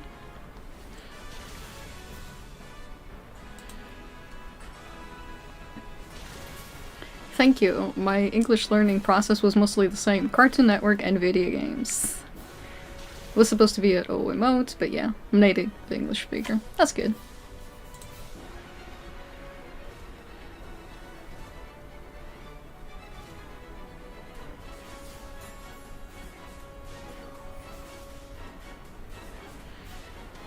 No, the kid was British.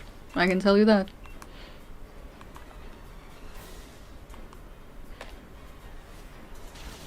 The kid had his typical "I might."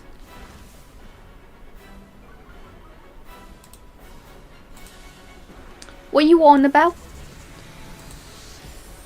You're right, love. They have such a specific accent. I didn't expect to meet so many accents in England, though. You kind of expect people to sound like Harry Potter.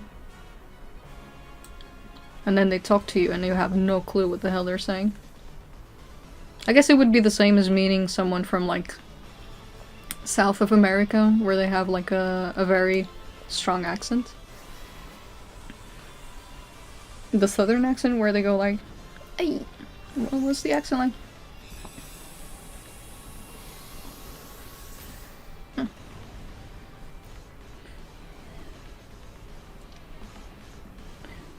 Cousins in Cardiff. Okay.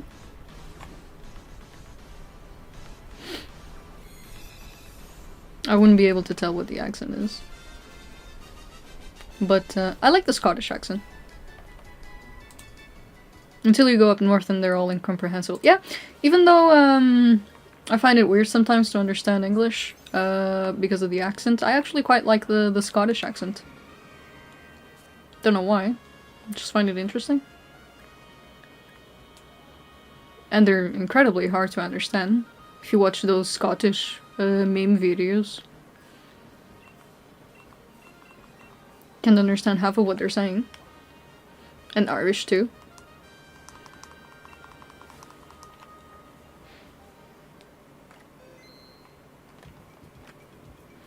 I prefer me some Texas accent. Gotta get myself some horses. Gotta shoot some guns. Woohoo!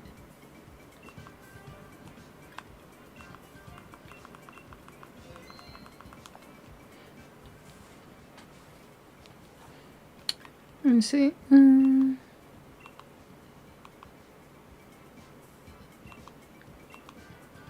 Cardiff Middle English.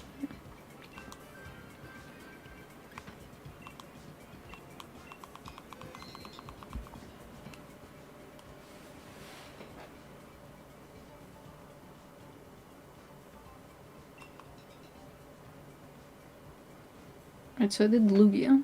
Try and get Latios.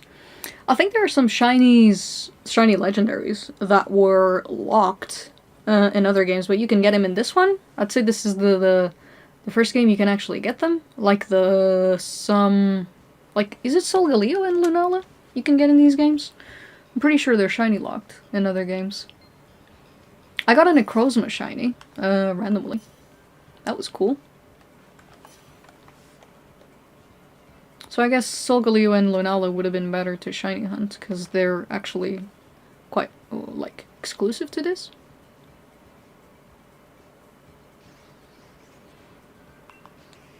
Well, let me see what's happening in the land of the tart, of the Deviant Tart.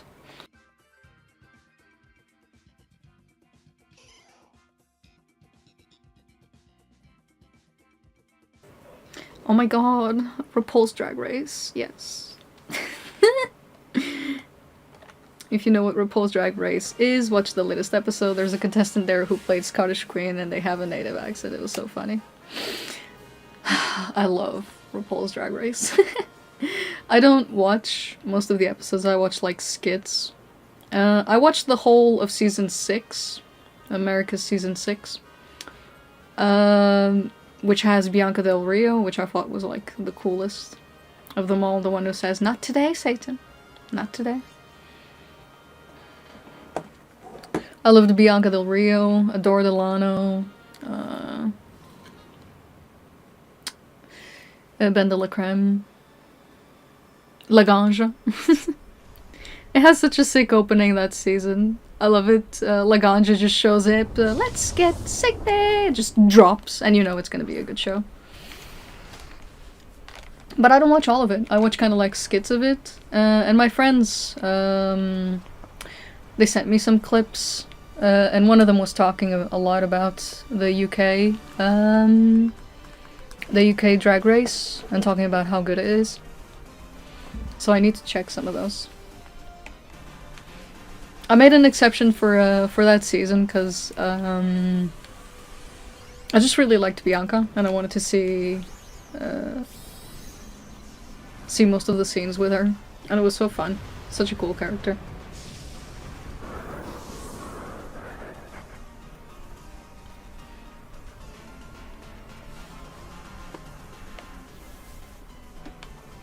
Oh, alright. Recent season just did Snatch Game. Come on, Teletubby! Teleport us to Mars!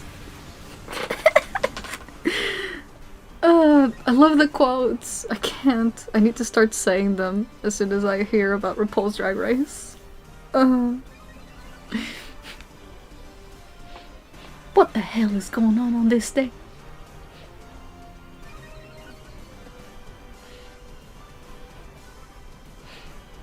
Do you know what I've had? It.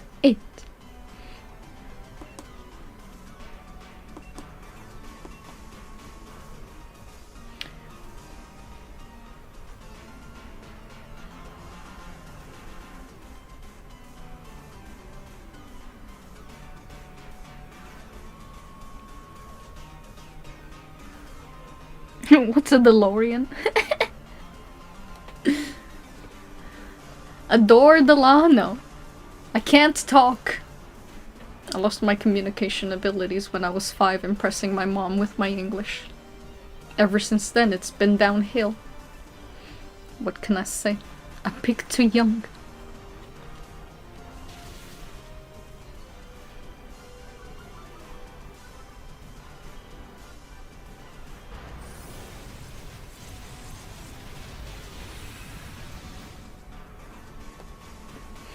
I don't know all the quotes, if I just somehow accidentally did not catch that one.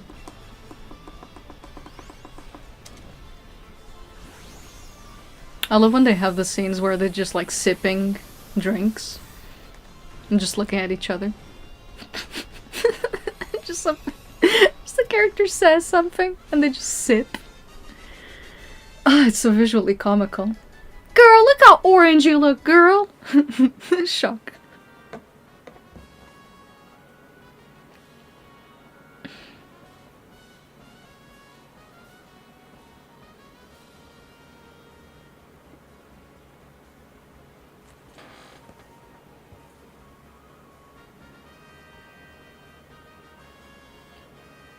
Ooh, I want that Grimmsnarl.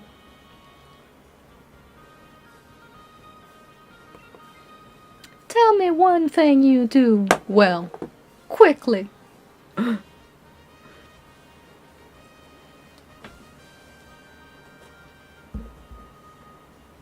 Absolutely.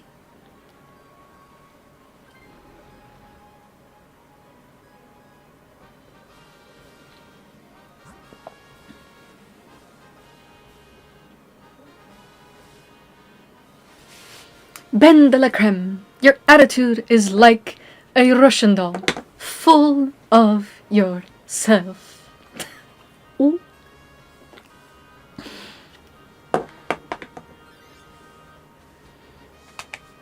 High definition shade.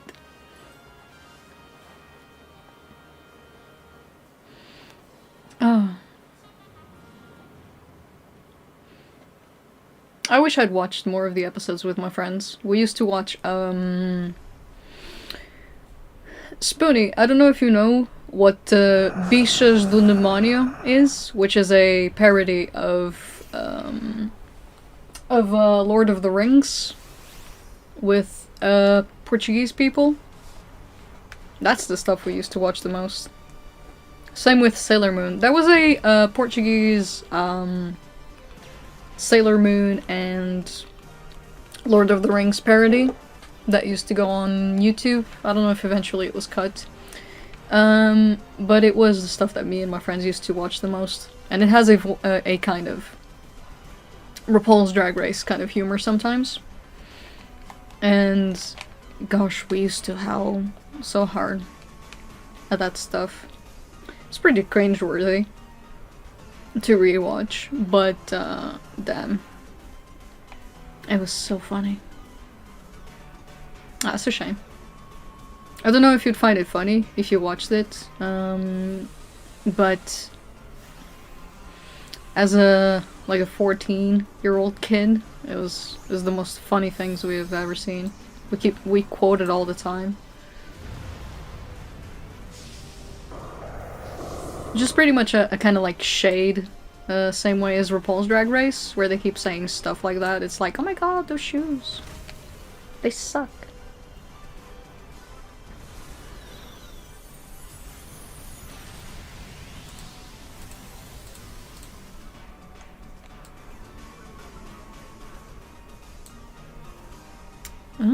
Let me see. What am I after?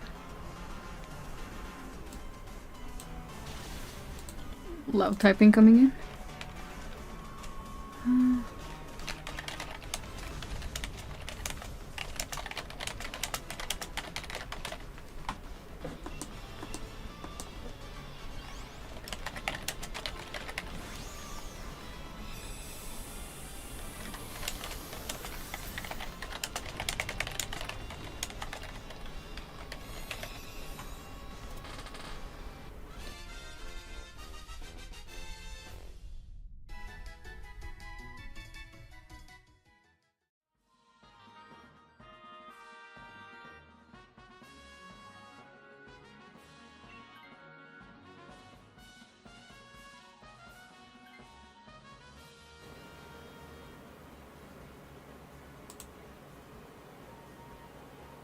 Oh god. I love the quotes. I love the quotes so much. It's so fun to say them. Especially the teleport us to Mars. I don't know why that's so funny. God.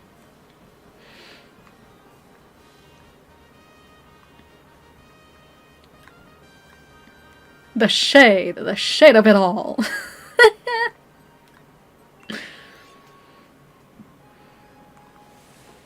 I hope your wife is doing alright, Spoonie. Good taste.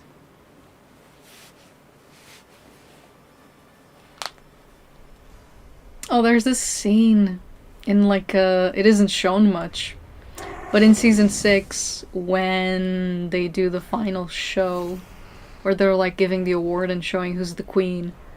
There's a scene in, like, I believe it's the winner of season 3, or at least one of the big contenders of season 3, as like a scene with Ornisha, who is the head of a costume of another drag queen.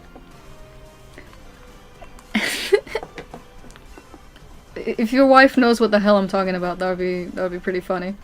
There's basically this character talks about going to the club with Ornacia, and there's just like having a good time, and there's like this head just lolling like around, just like this.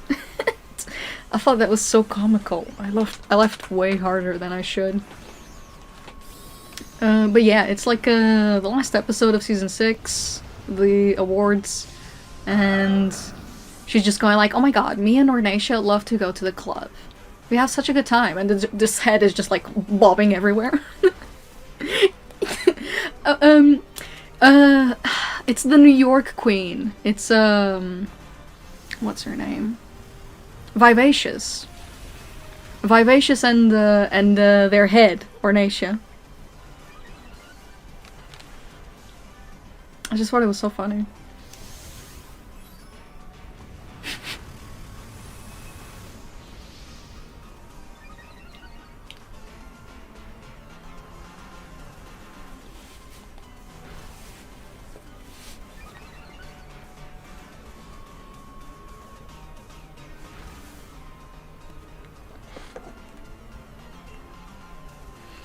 And then they do the photo shoot.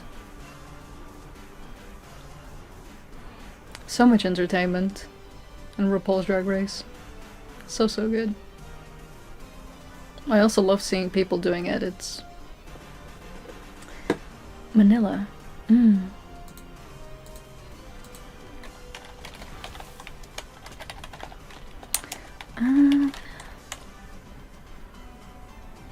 Yeah, that's it.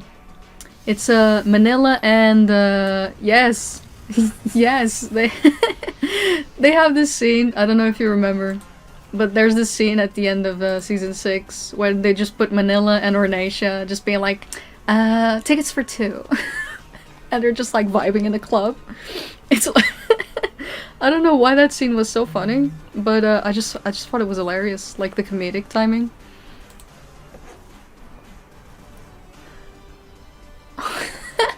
That's great. Oh, that's great. My vivacious at a drag con once, as she was selling the heads of riding stunts. That's great.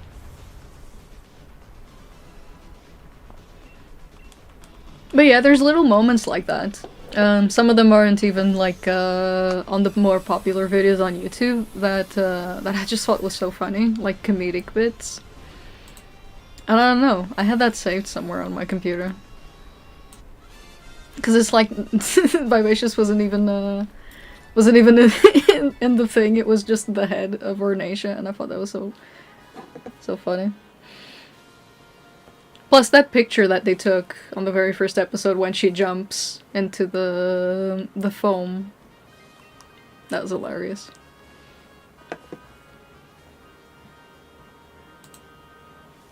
Oh my god, Milk was such a wild card. Such crazy outfits. That Pinocchio whole look. Damn. She could really pull it off.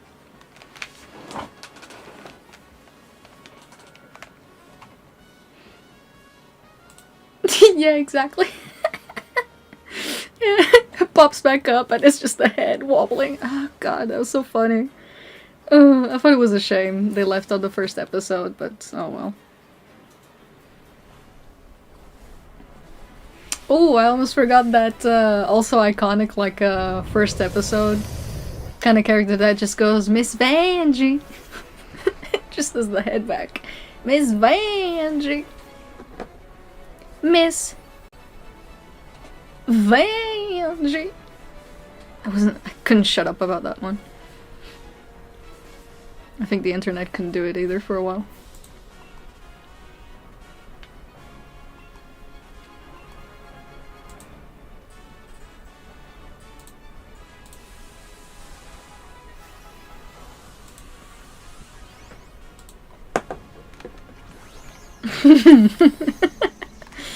Oh, the contained laugh.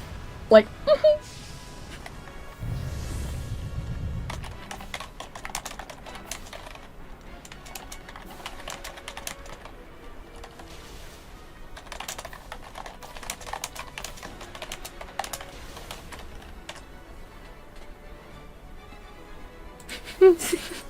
Miss Vanjie. Stop. So the way she moved as well, it's like God, that was so funny. Guess it doesn't take too much to make me laugh.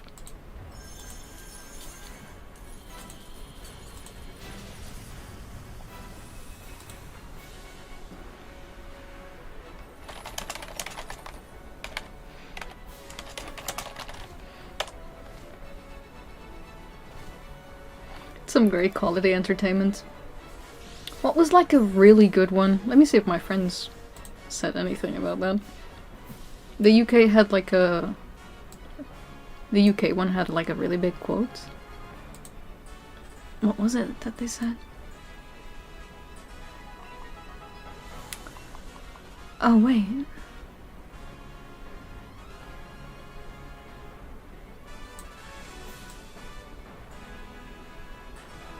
Oh, was that the... There was a quote recently or something from UK's Drag Race. It was, Because one of my friends, I think they had a COVID test or something, and and it was something like, "You're so dumb, you had to study for the COVID test," or something like that. Ah, God. That sent me. Girl, you're so dumb you had to study for the COVID test. I'm like, oh, what?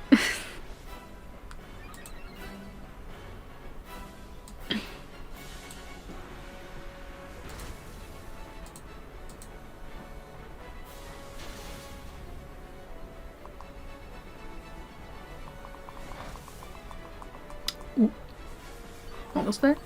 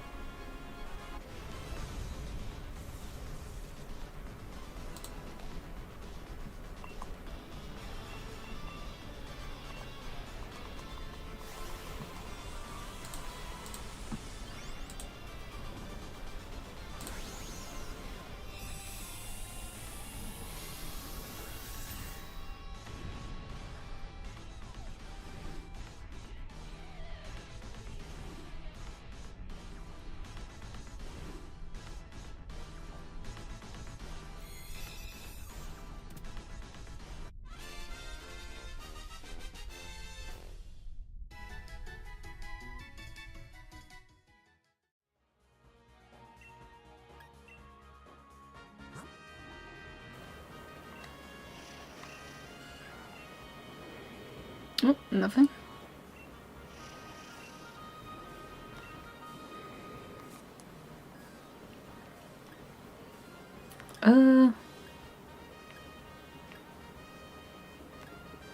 Let's get Kadabra so that I can trade it and someone can get an Alakazam.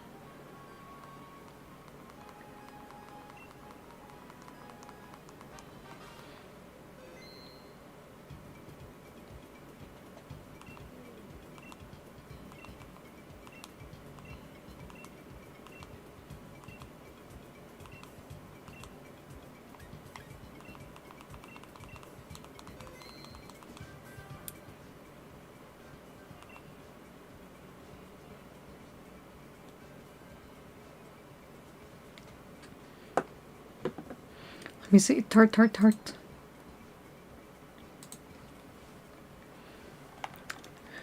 I'm furiously typing.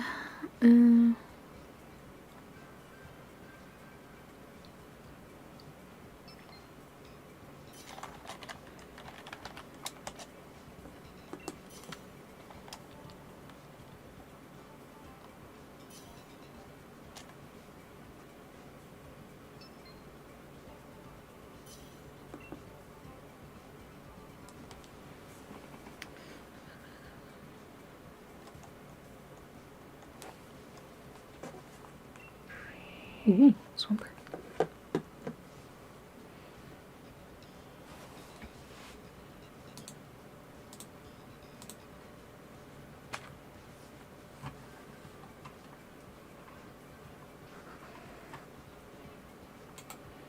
Sorry, I didn't check this. I'm not sure what the H&M thing is.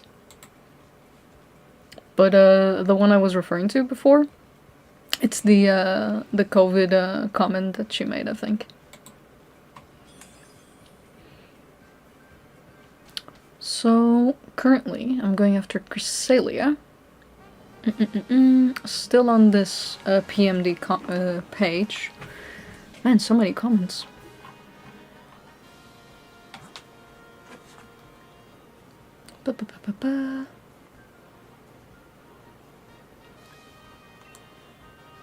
There we go.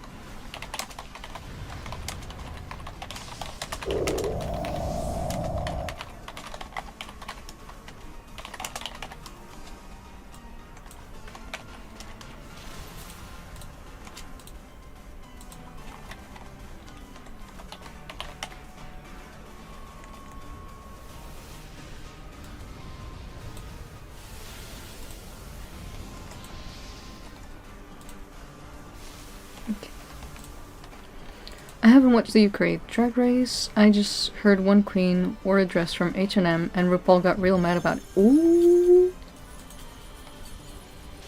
Ooh. Ooh. Ooh. Just straight up bought a dress from H&M? Huh. That's interesting.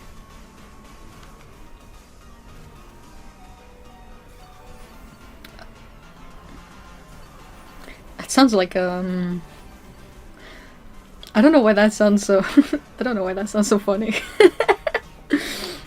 Straight up. Just go to M&S and buy a dress for the competition. I mean, I assume they just make the dresses that we see, or they have the help of people on the show to make the dresses. So to just walk in with an H&M kind of dress, that sounds pretty hard.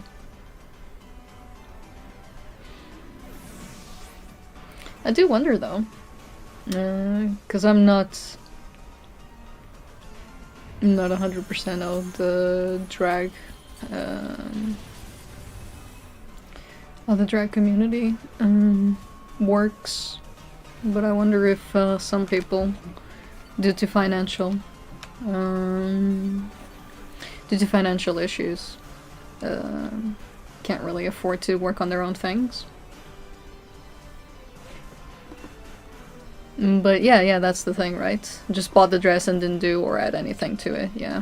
I have a friend who, he actually does drag.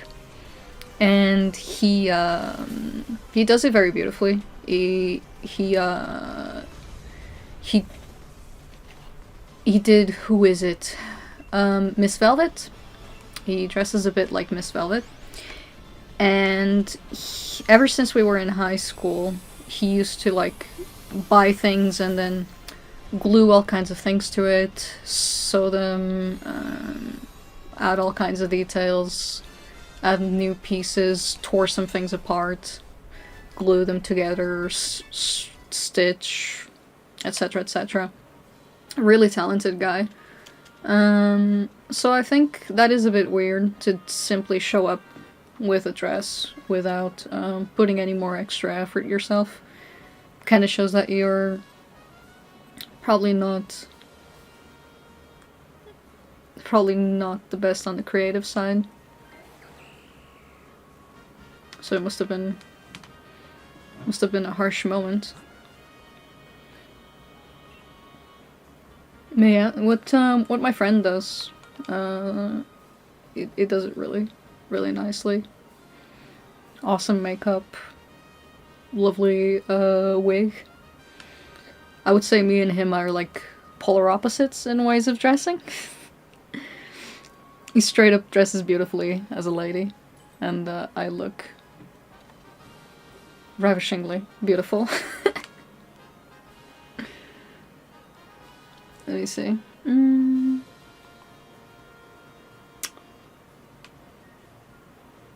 Very inspired in farmers.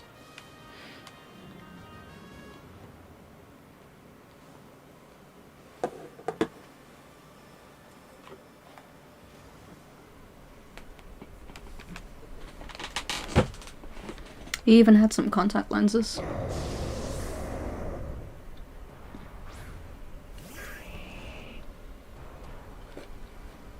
Thank you. I glued it myself. I can taste it. It makes it hard to drink. The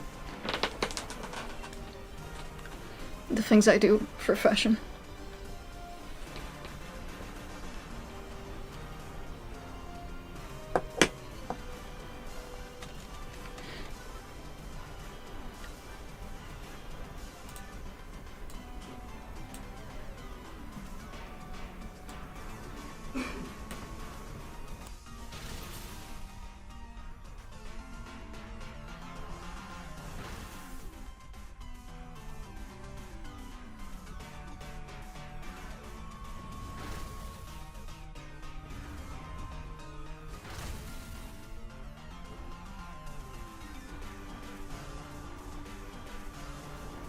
But yeah, Spoonie and Dolphin, I hope both of you are having a lovely time. I hope you're having a lovely weekend. It's a nice day outside today. It's pretty good. Very sunny. If I open up the blinds, I'll probably blind myself. Cargorok, if you're still around, I hope you're also having a good time. Again, just to remind everybody, I am hunting 3 shinies. Well, none of them are probably going to show up, but it's just an excuse to have a game in the background. And I'm also, if you look at the right corner, I have a drawing. This is a page on DeviantArt where I'm checking the comments for that and trying to reply to some people, because one of the things I like to do is to actually reply to people who leave messages on my socials. But that's nice, Cargorok. It's nice to see you're still there. But everybody's free to go at any point. I'm saying you guys are free to go at any point. You hear me? You're free to go at any point. I promise. I promise. But yeah, I'm just reading some of the stuff and replying to some of the stuff, and I have this game on at the same time.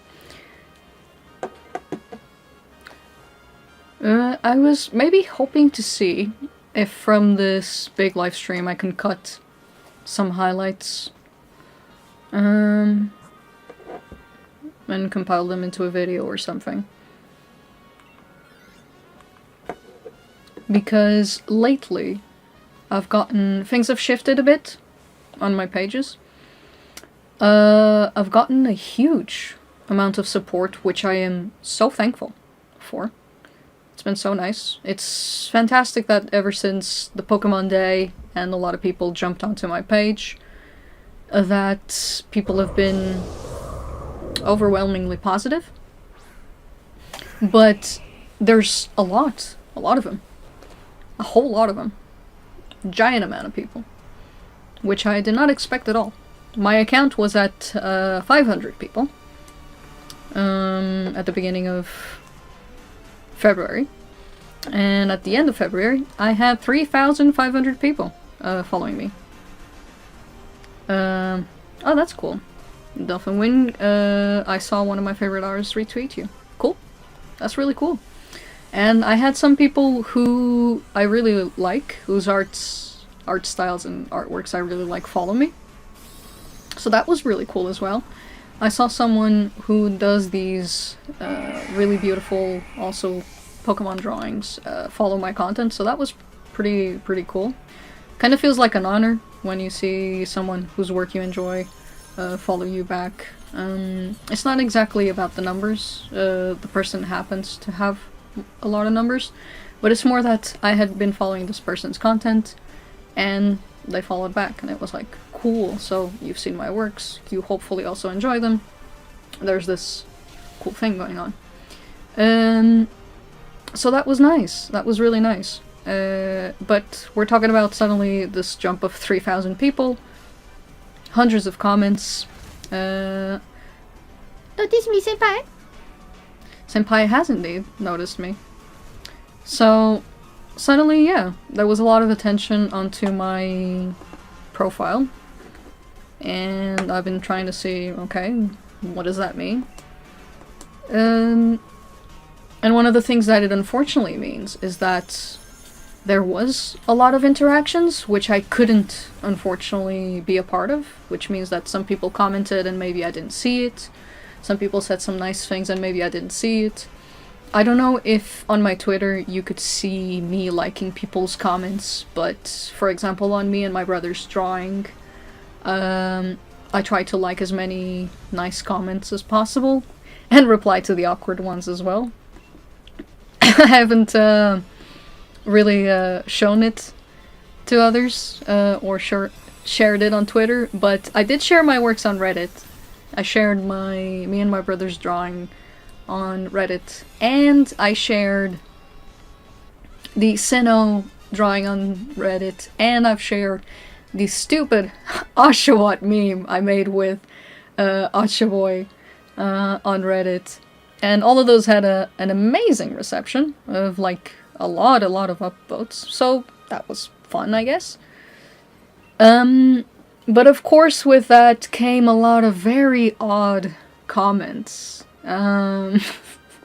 Some people, if they really don't see the person in front of them, they just will really say anything, won't they? On Reddit especially, I was kind of expecting it. I saw some people on Twitter saying some weird stuff. And on Reddit, it was kind of amplified. But that stuff's fun, in a way. In a very twisted way.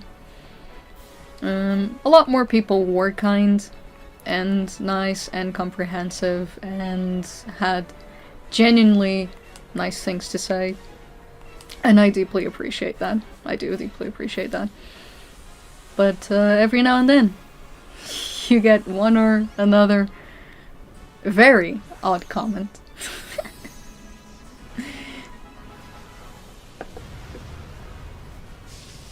So I make plushies that I sue myself, and I get some weird ones. Like, people don't think I actually made it. Lol. Yeah. You find all kinds of things on the internet.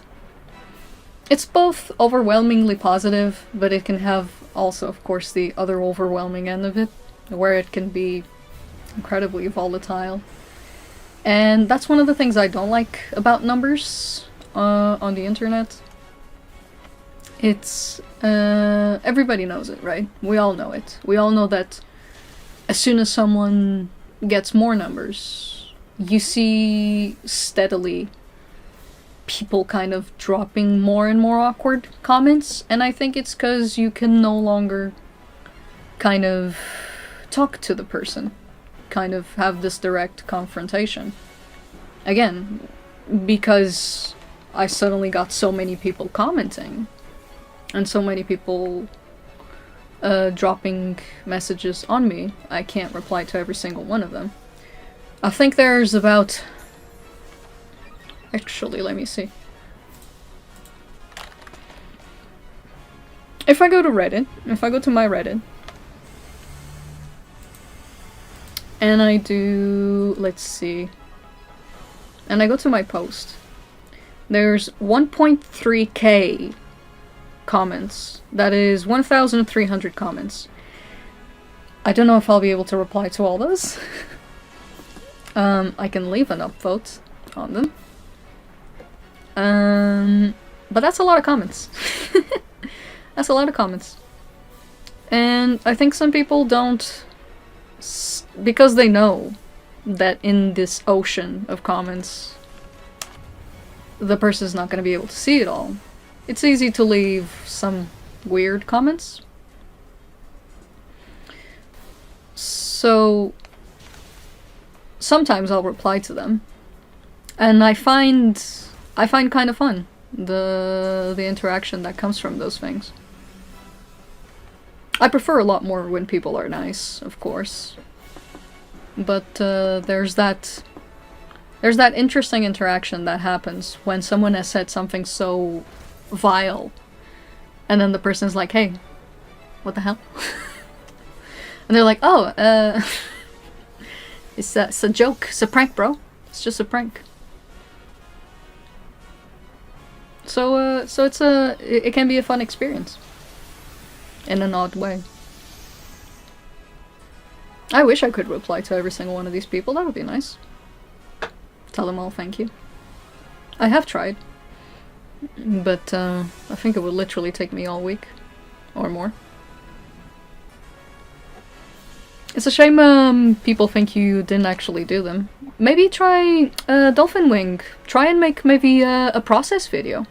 Maybe do a pinned tweet of yourself making or on one of the pieces. Sometimes if you have the possibility, make a little video of you working on the thing. Because I guess it's a weird compliment, isn't it? It's kind of like, oh, I can't believe you didn't do this. It's like, what makes you think there aren't people with this kind of ability?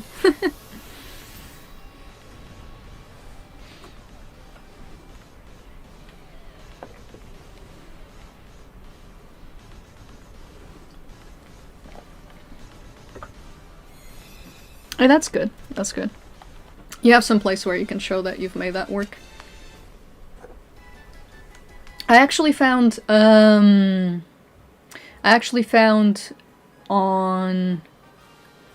Reddit when I published my works. It's kind of expected. When I published my works, a couple of days later, they showed up on another subreddit without my watermark and with some text on it. And I thought that was weird. It's bound to happen, and not everyone's gonna catch it. Not everyone's gonna see it. Not everyone's gonna tell me that someone else grabbed my work, removed my signature, and added whatever text they want. But I was glad that on Reddit a guy found it, told me, and eventually we said, hey, can you didgeridoo, please? And it was removed, so that was nice. But I assume that kind of stuff happens all the time with people's works. People will grab it, remove any resemblance of what is you on them, and put it somewhere else. That's bound to happen, unfortunately, on the internet. So, yeah, it's, like you said, it's inevitable, unfortunately. That's true. It's inevitable. If a work gets enough attention, it's more than guarantee that it will potentially spread to other places, with edits on it. But I would admit that, that makes me sad. I would admit that makes me sad when it comes to, especially this drawing of me and my brother. Because my signature was missing, and there was like this very, like, poorly edited text on top of it saying 25 years of brother and sister playing Pokemon, but it was very poorly edited, so it was kind of like, ooh, if I had done that, like, I wouldn't be happy with that work. But it was mostly because it was such a personal piece.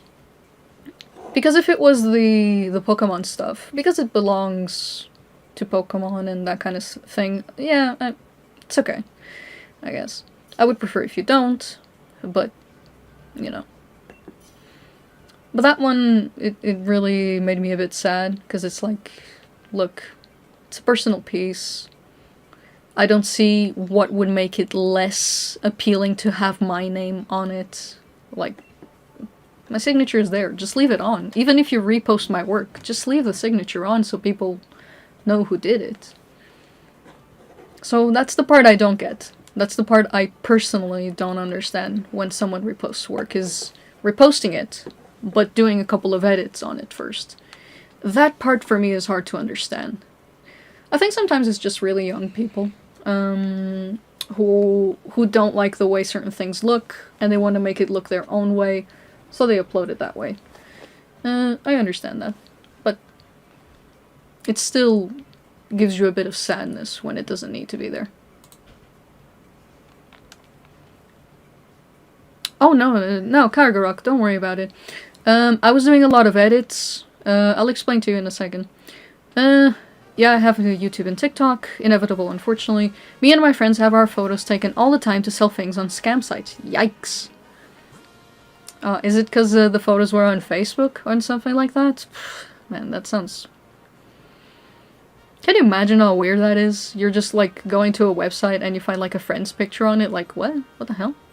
And sometimes it's even photoshopped. That stuff just sounds nasty, man. That just sounds so weird. Somebody would be like, ooh, let me grab this person's face. Let me Photoshop it onto this pretty girl's body. And voila! I am now a millionaire. Somehow. I don't know. It's weird stuff. The internet's a weird place. I'm sorry for the misunderstanding with that 1 yen mega picture. Don't sweat it. I was editing my DeviantArt, and I had some pieces which the format, colors, and sizes didn't match what I wanted to see on the display, so I was like, I'm just gonna move these to another place and I'll pop them back on later on. The piece is there, if you can see it, and I'm perfectly fine with you grabbing the piece. Hell, you paid for it. Grabbing the piece and then doing posting it where you want, As long as you credit the person, and as long as you don't use it for financial purposes, finance, I don't know, for monetary purposes, I think that's fine. If somebody decided to grab my works and just spread it all over the internet, as long as my signature's there, and some form of, like, link to my work is there, I think that's fine. It would be better if not. You get what I mean? But it's like, it's kind of down to people's goodwill. If people are good-willed, they'll do that. They'll leave at least some credit to the artist. So, yeah man, that's a shame that your photos get taken. Oof. That stuff has to be really uncomfortable. And yeah, Kargarok, don't sweat it, man. It's fine. Let's see.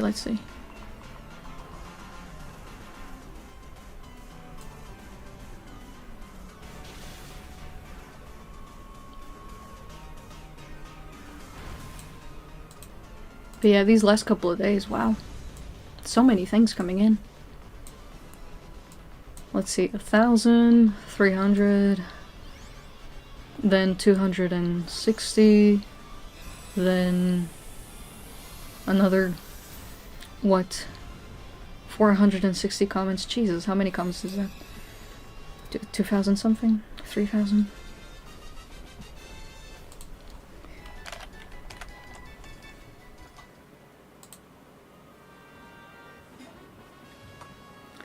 So many comments!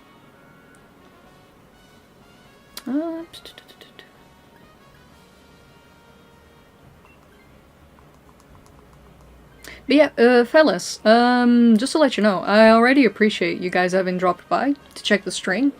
If there's any other thing you guys feel like you need to go do, just honestly, feel free to go. And do whatever you need to do. I'm just, like I said, I'm just trying to see if I can catch, hopefully, at least one shiny today. And I'm checking all these different comments and all these different things that I haven't really had the time to check. So I apologize sometimes I go a bit quiet.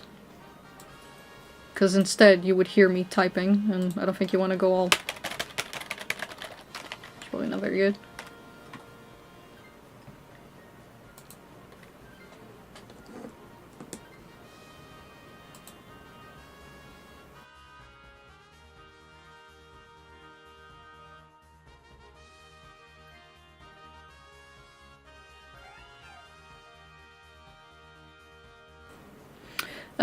Kargarok, do you mean the one that the other fella drew? The other artist. He does some really cool stuff. She. They do some really cool stuff. So I think that was cool. I think that was really cool.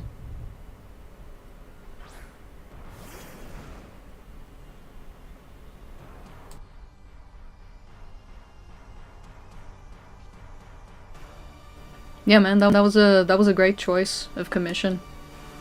I think you got a really nice work there.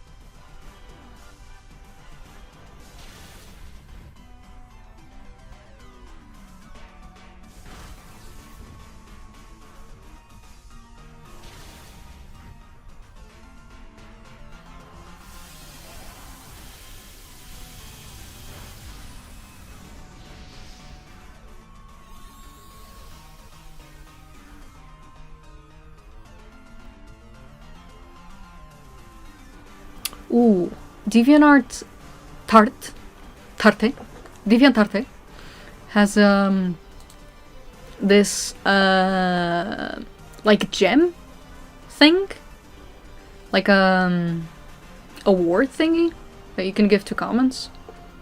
I don't know why, but I had some gems before, so I gave them away when people commented on my mystery dungeon thing.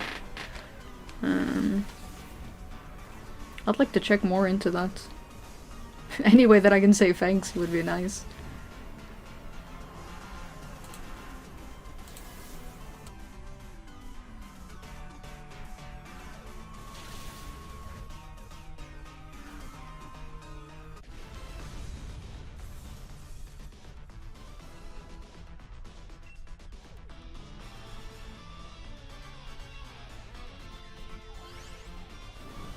Oh yeah, Oranguru. I caught a shiny Oranguru one time in one of these raids, I think.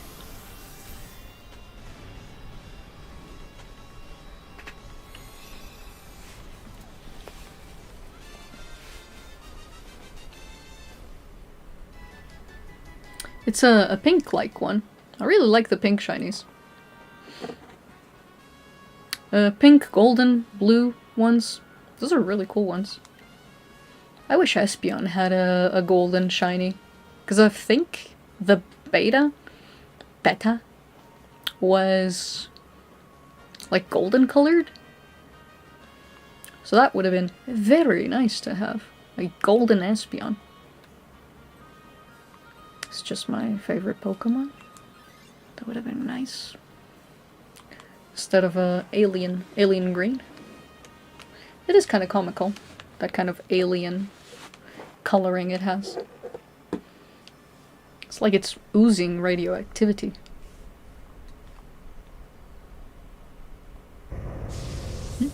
Which I guess.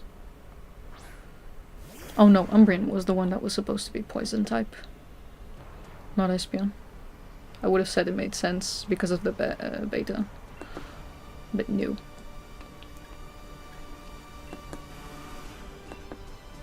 Sorry, probably sounds like I'm babbling here a couple of things.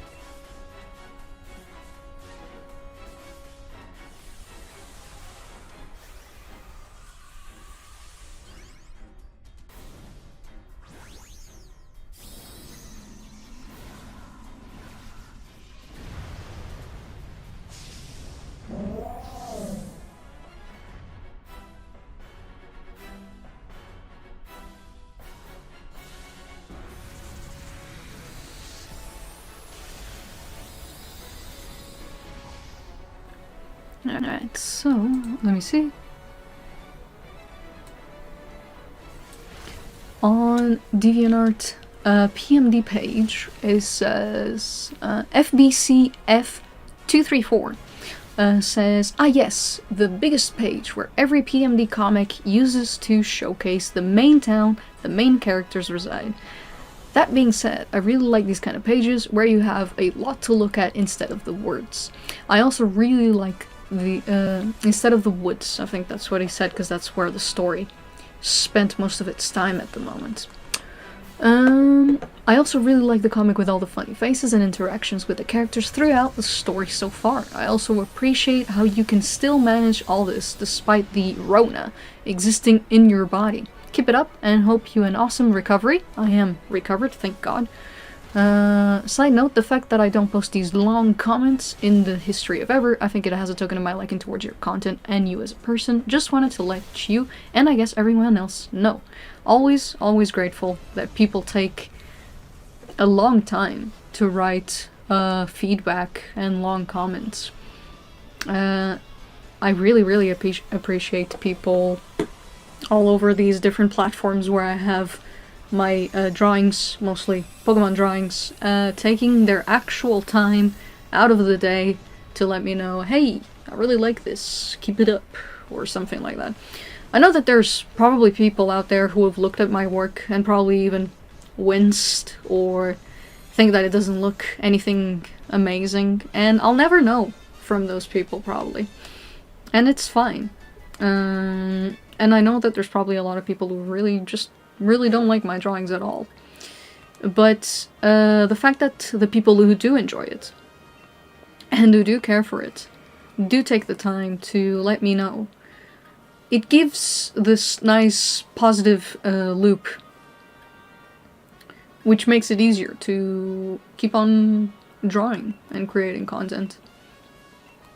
I know sometimes it would be easier to be... what would you say? It would be easier to be negative and say, oh, these characters could look kind of off-model, or critique. And I understand critiquing something of a high production, but when it comes to small artists on the internet, I find it genuinely nice of people to give them somewhat of a break and be overall positive about it. Because, I don't know, I think I remember a very ruthless internet. Or I have a very ruthless idea of the internet, at least in certain places, where people kind of get overjoyed in being negative and critical. And that's fine. But doing it towards artists who part of their struggle already is creating, and people understanding that and keeping themselves positive, I think it's a nice camaraderie. It's a nice camaraderie, and it allows artists to, maybe if they're not doing something amazing at the moment, maybe at least it allows them to have the strength to draw those things now, and maybe in the future draw something better. So I enjoy when people keep focusing on the positive, or keep it at least fair. Even if it isn't completely what they feel, or maybe there's some stuff they could criticize. But I think that a large amount of people nowadays understand that everyone has these kind of struggles. They struggle to keep on creating sometimes. There's pressures everywhere and at every turn. And so when they see an artwork, even if it's not the most amazing thing, they'll go, hey, good on you, keep going. And I think that's pretty cool. I think that's cool.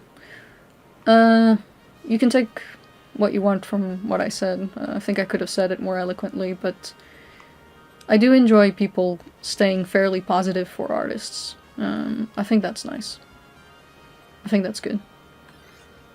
Sometimes some of the content, I guess, could and should be a bit more criticized. But I guess it really, really depends on the context. I guess giving an opinion on something so subjective can be somewhat damaging.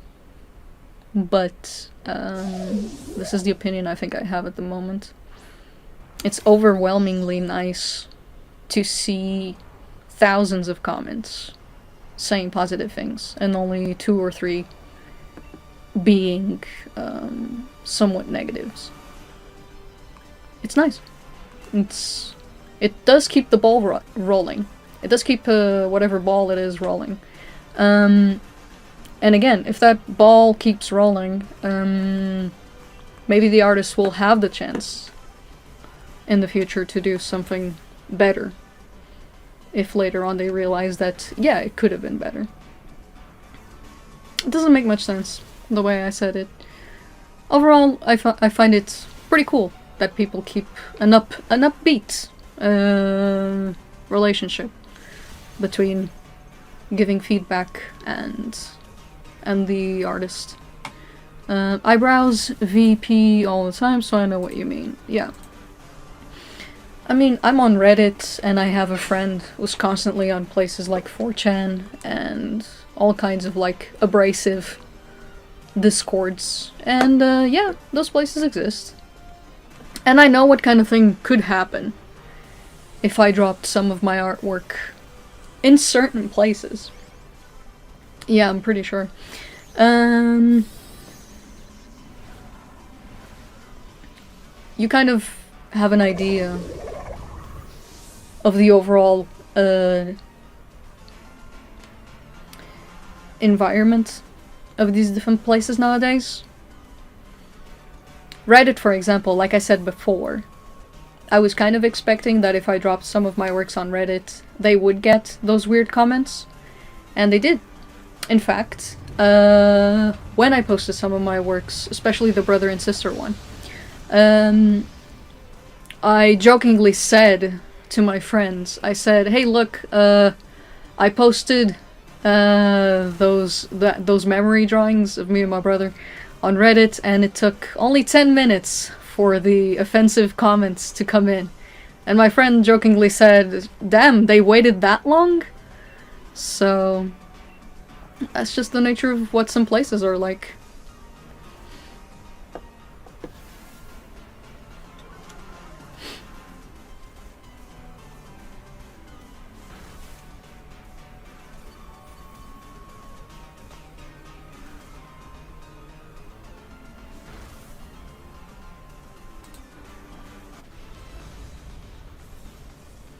That is a pretty cool thing, to see those kinds of designs in dreams, Kargarok. City-sized moon fake mon of mine was literally from a dream of mine. It was sad to see all the hate. Yeah, I can guarantee you one thing, Kargarok. One of the reasons why I don't draw fake mons that much, I do draw them, but I tend to keep them for myself. One of the reasons I don't tend to share fake mons is because I will guarantee you will find those comments. You will find that abrasive, negative environment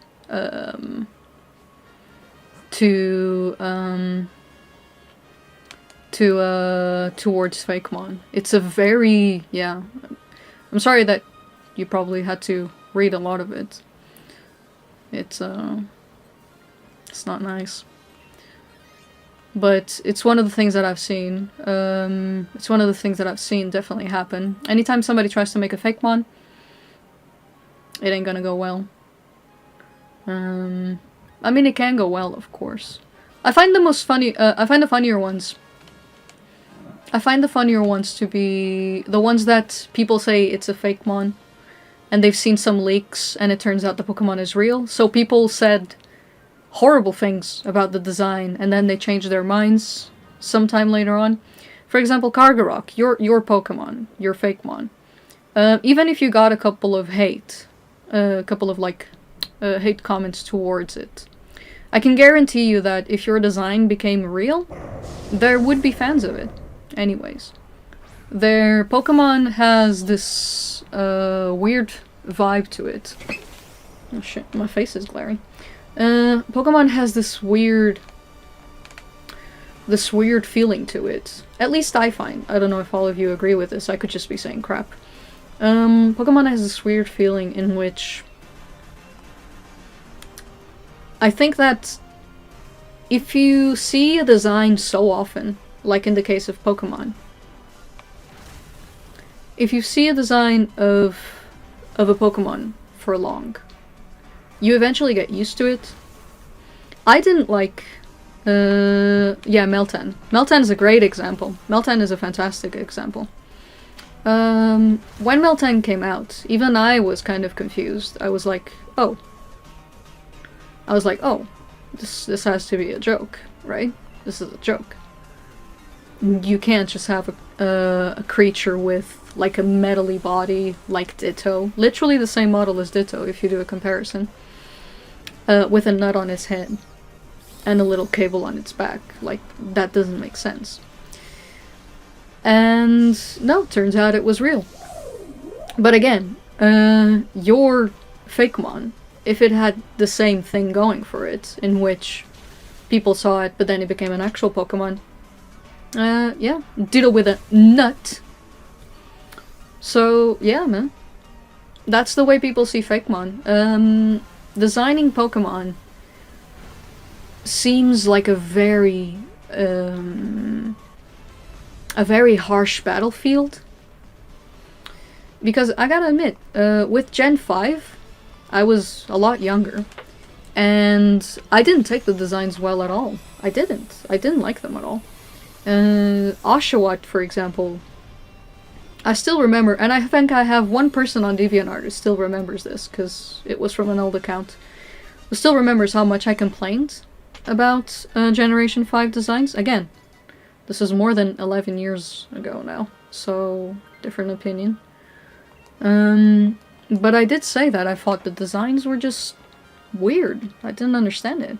I didn't understand why Pokemon suddenly looked like that. And turns out today it's literally one of my favorite Pokemon. Go figure.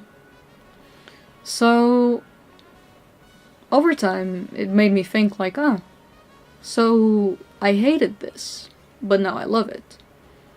Is all design like that? Is it just a matter of you have to watch it a lot of times to actually enjoy it? Or is it normal for you to not like it, but then you're somewhat brainwashed into liking it? I don't know. Design is a crazy thing.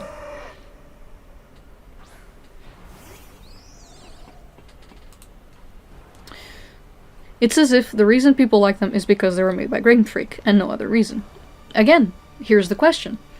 If the weirdest looking creature shows up in Pokemon, does that mean it was well designed? Or that it is a well-designed creature?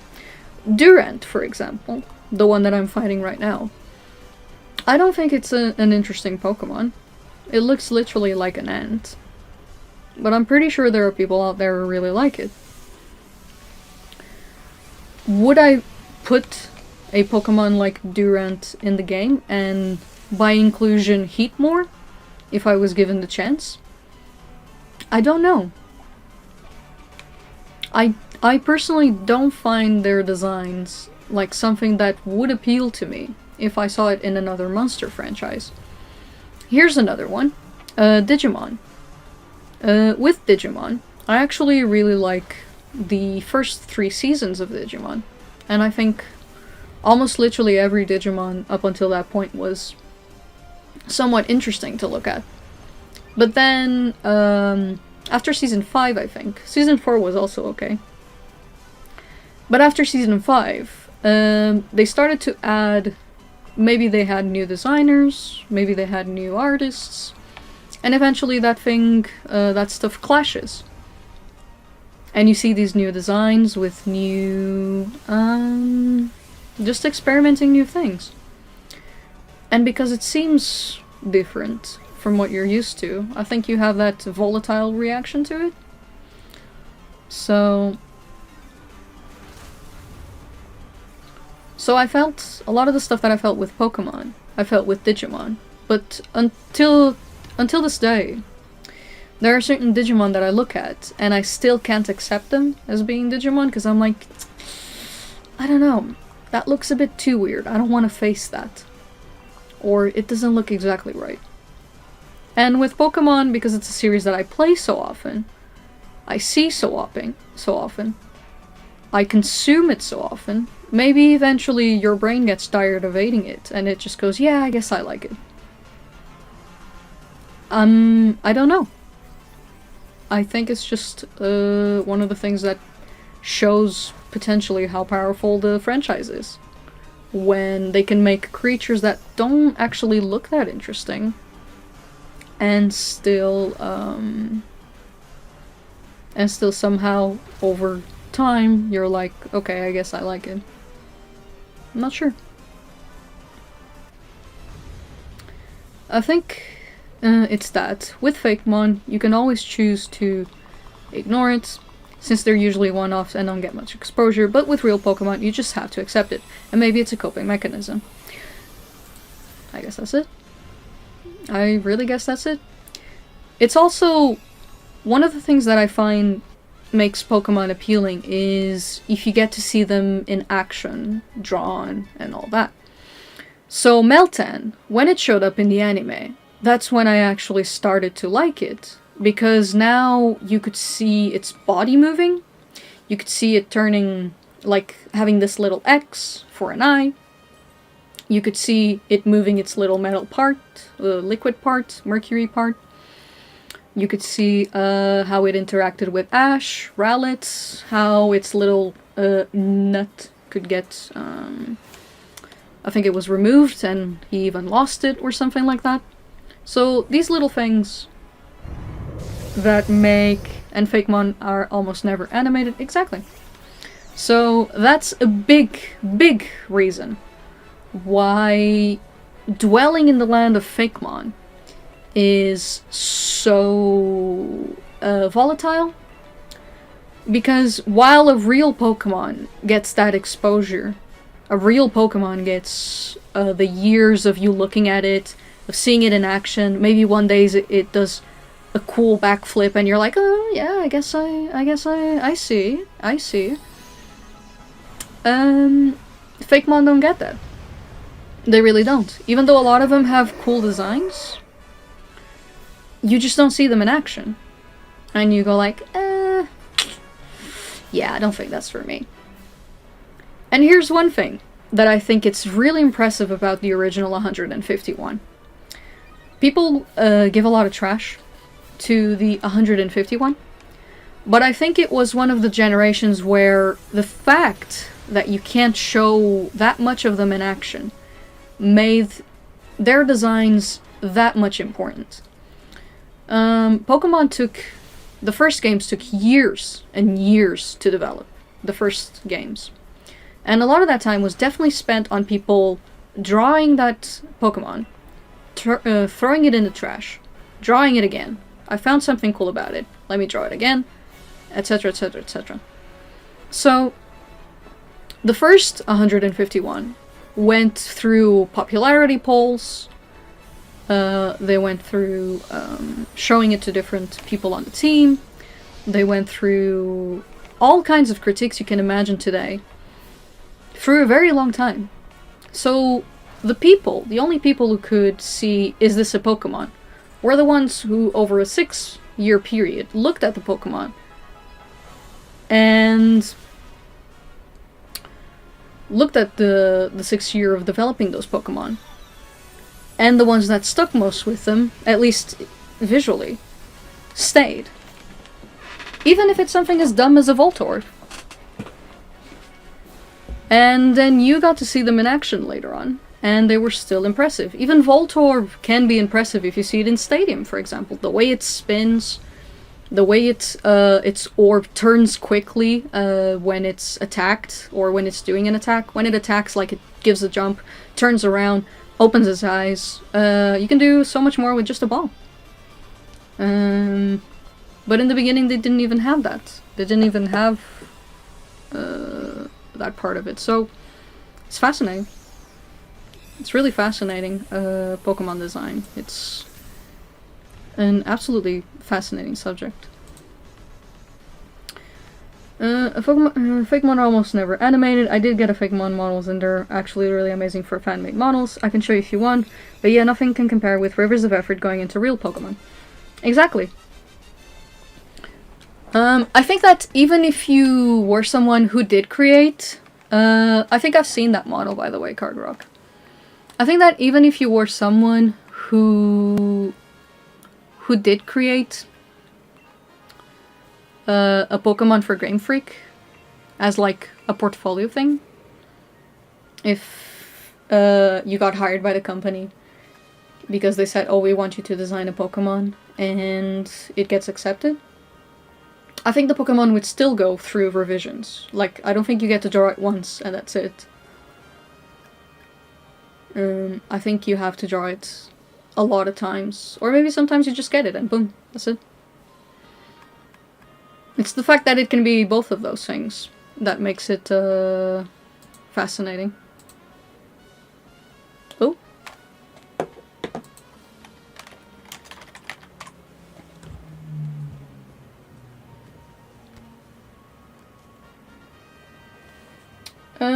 Give me a moment, Kargarok.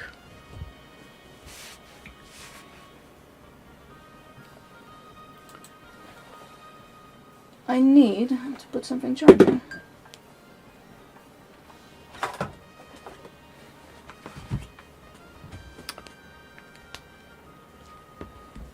I have seen, I'm pretty sure I've seen that 3D model.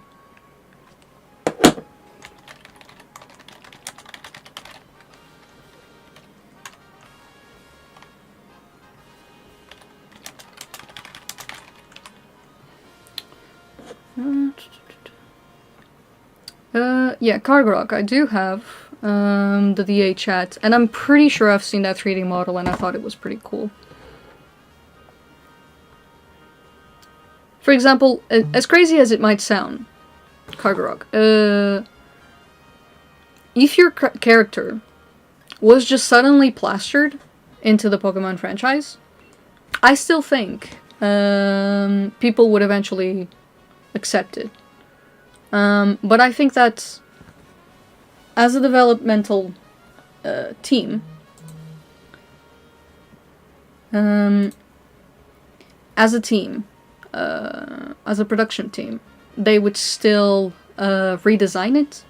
Like, if your character was suddenly thrown, if your Fakemon was suddenly thrown into Game Freak, and they accepted it, they probably would still say, okay, we see this creature, but what does it, like, reflect on this world that we're creating? Could it maybe, Oh yeah, and I do have DA chat, yeah.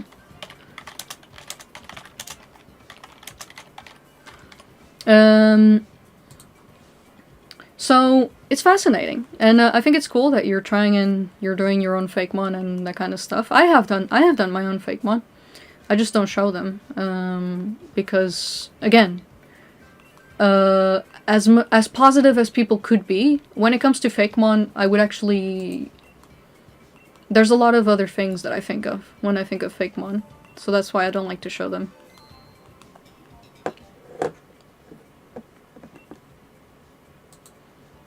Sorry, I kind of rambled a bit there. But basically, in conclusion, if you try and do Fakemon, no matter how nice some of the comments are, no matter how positive some of the people are, it's the fact that it isn't attached to the brand, that it's always going to bring volatility, and even when it's attached to the brand, it will also bring volatility, but over time, it gets a difference, while the Fakemon don't get that. Fakemon don't get the exposure. I think the only one that kind of came close to kind of defy the odds was the Platypus. At least for me. For me, the Platypus Fakemon I think that the artist who did that platypus really nailed something nice on that. And Spoonie actually said that it was a bit like Pikachu because of its. I think it's because of the sprites in its back. But I think the platypus had a tone. It had an appeal that I think belongs to Pokemon.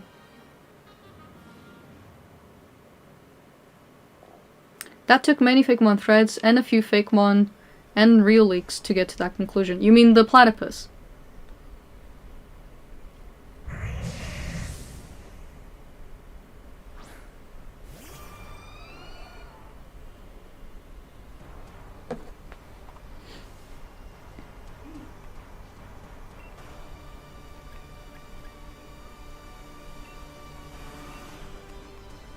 Because, this is also reminding me of when Incineroar Primarina...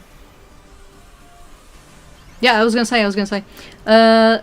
When Incineroar Primarina and the Decidueye were revealed. They were the one leak... they were the one leak that I thought could be real. Because, one... it had the perfect art style to match, for me, at least. And two, it had the extra drawings that included Ash in it, in a way that it's drawn in the anime currently. And I thought, oh, if Ash is there, drawn with that style, in that precise way. Because usually, I hope this doesn't sound wrong, but usually people who focus on drawing creatures and focus on drawing animals will draw humans in a certain way, a certain more proportionally odd way for me. So when I saw the Ash drawing, I thought, oh, okay, I see, so this is probably real. And I saw Incineroar, and I kid you not, I knew exactly how much it was going to be hated, but I fell immediately in love with its design. I thought it's like a pug. Pugs have this, what you can say is an ugly face. Pugs have this very punched in, weird, big eye face. But I like them. I just really like them. And Incineroar kind of felt like it was kind of the same for me. Oh, it's a stupid looking cat. But I like it. So, as soon as it came out that it was actually true, first of all, everybody already hated it when they saw the leaks. And when it was actually told that it was actually true, everybody hated it even more. So Incineroar is an interesting Pokemon for me. Because it got leaked, and the reaction was negative. It got confirmed, reaction was negative. It got into Smash Bros, and the reaction today still is a bit negative on it. A lot of people still really don't like Incineroar. And I think it's fine. I think it is an ugly Pokemon, but I really like it.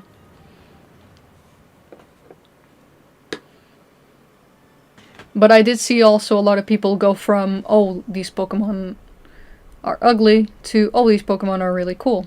Just because, well, now they're real. So, I don't think any discussion about Fakemon makes much sense.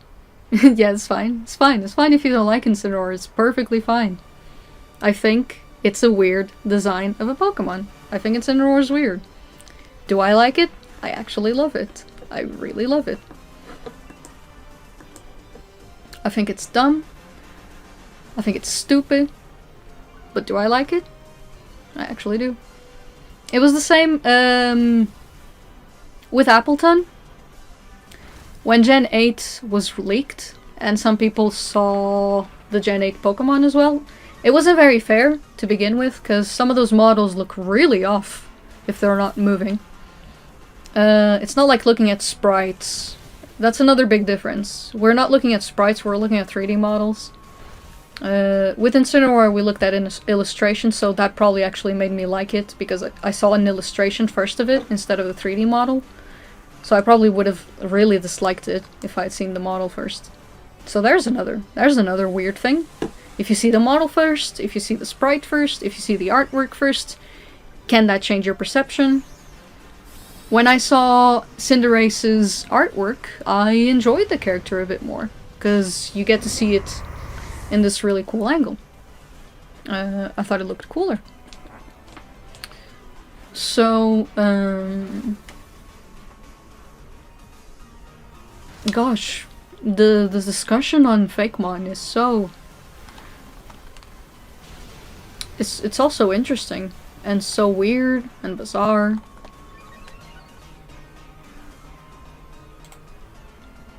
It's really cool.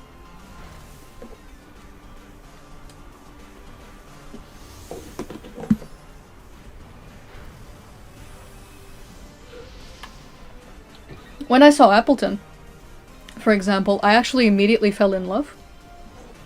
When the leaks were revealed, I saw Appleton and I was like, oh lord, what a cutie. That's it. That one's for me. That one's definitely for me. And then I saw it, and it moves its little, its little ears up. And you see its eyes. And you see that it's actually this weirdly freaky, cute Pokemon, and it's like, oh, holy shit, that is so cool. At least for me. Some people immediately got freaked out by that. I loved it.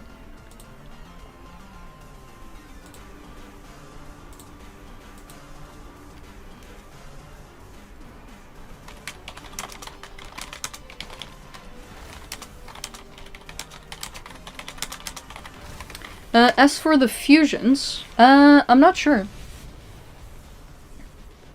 The fusions, for example, Zekrom and Kyurem. Damn, what's happening with my lens? Zekrom and Kyurem are a fusion, technically. And they're kind of cool. Will this help? At least I don't look like my face is burning anymore. Zekrom and Kyurem are technically a fusion, and they look okay. Do you remember the old Blastoise and Venusaur fusion? From the anime? Some Pokefusions are interesting. I like more the idea of Pokemon fusing with certain things.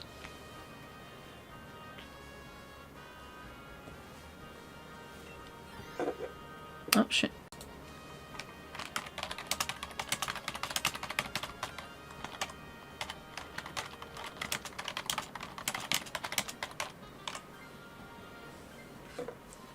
Just give me a second.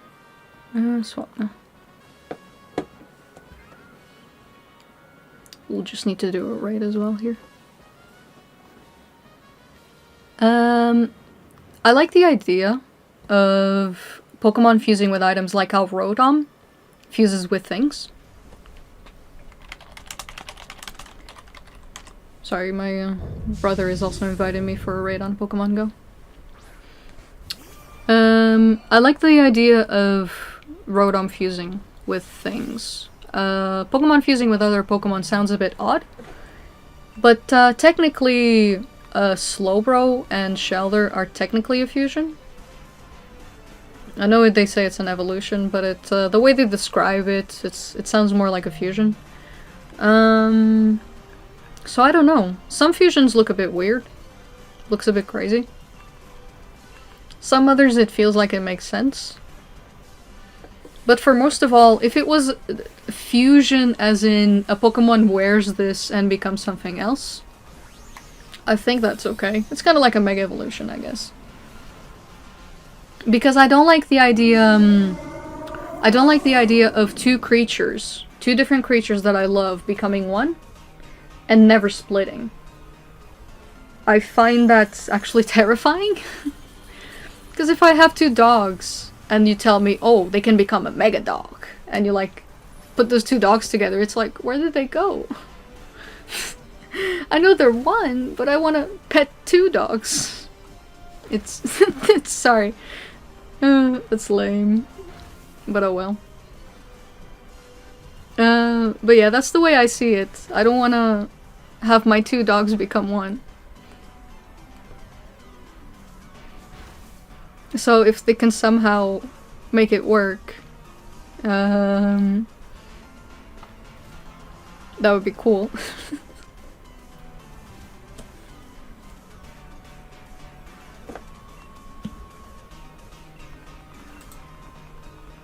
You know how Digimon does it, don't you? Where they have like these two kids with two Digimon, they fuse. And they stay fused for a bit, for an important battle, and then they split. And it's like, oh, I understand that logic. We joined strength to overcome an enemy. But in Digimon it kind of feels like it makes more sense, because it's more, like the power level is crazy.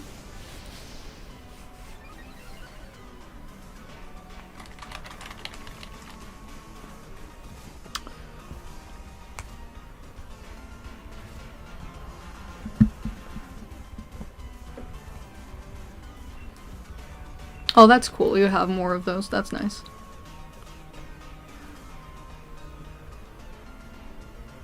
Do you guys remember seeing, when it came to the fake leaks of Generation 8, there was a fake leak about a bug dragon Pokemon. Do you remember that? It was inspired on a Scottish egg. A Scottish egg. Words fail me.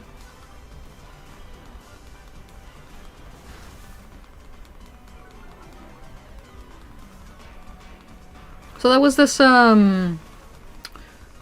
somebody on YouTube, I'm not sure who it was, made this dragon bug. Yeah.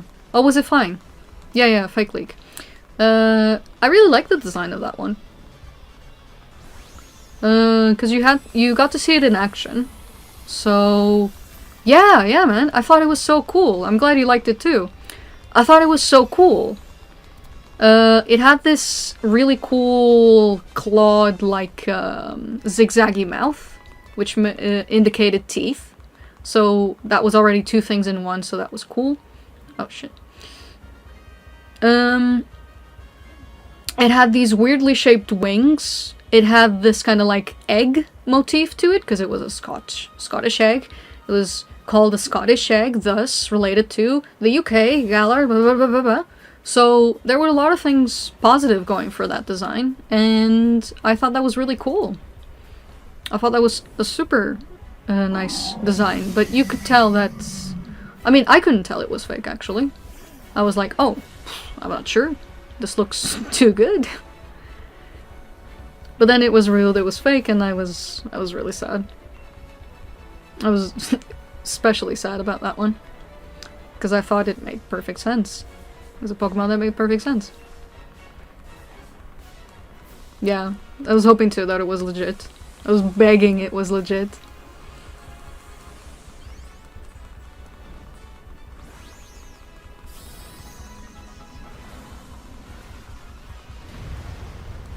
If they made fusions, what would the concept be?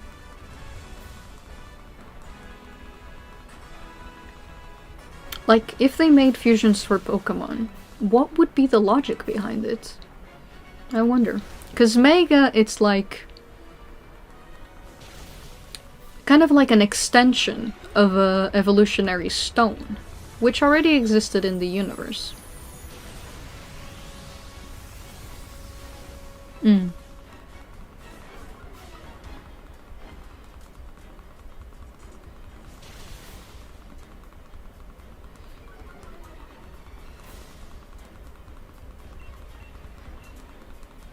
Which failed that since nobody wanted to do it. Yeah, I don't know. Maybe back then, don't know. I think it was a cool Pokemon. Fake one.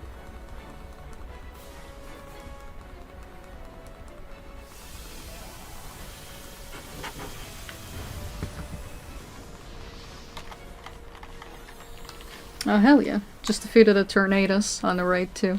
Nice.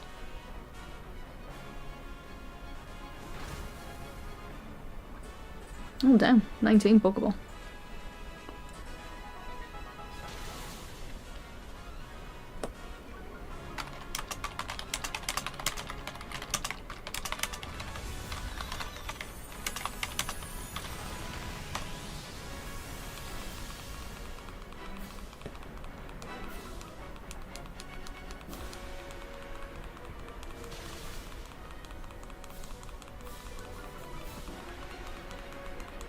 Oh, so this is the Cresselia. So I've done, So I've done a couple of these. I think I might be stopping in a bit, because it's been, what? 4 hours? It's been 4 hours. I need to get more comments going. And I need to eat something, actually.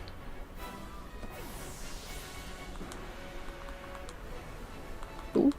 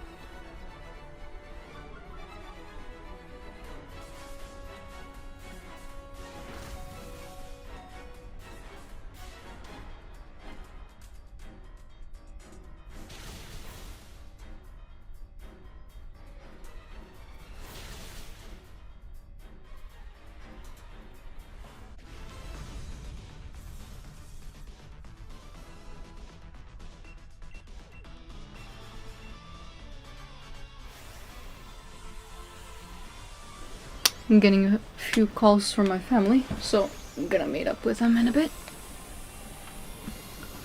Well, not physically.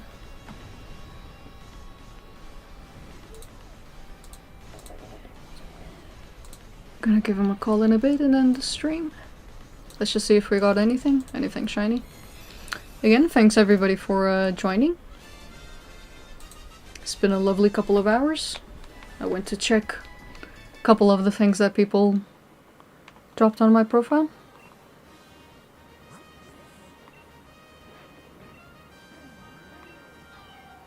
Nope, nothing. Last shiny I got was a shiny Rhydon, which I actually have in Pokemon Let's Go. I hunted for 2 Rhyhorns when it came out. Really liked it. Anyways, everybody, it's been lovely. Thank you very much for joining. And let me see. Yeah, I have to go give my family a call. I have a lot more comments to go through. These have been super nice. I'll see you around then. Thanks for having been here, and I'll see you there. Oh yeah, I think I saw it. I think I have a note for that. So give me a moment, and I have a couple more things to run over, and then I'll check it, alright? Thanks everybody, and I'll see you later. Bye bye.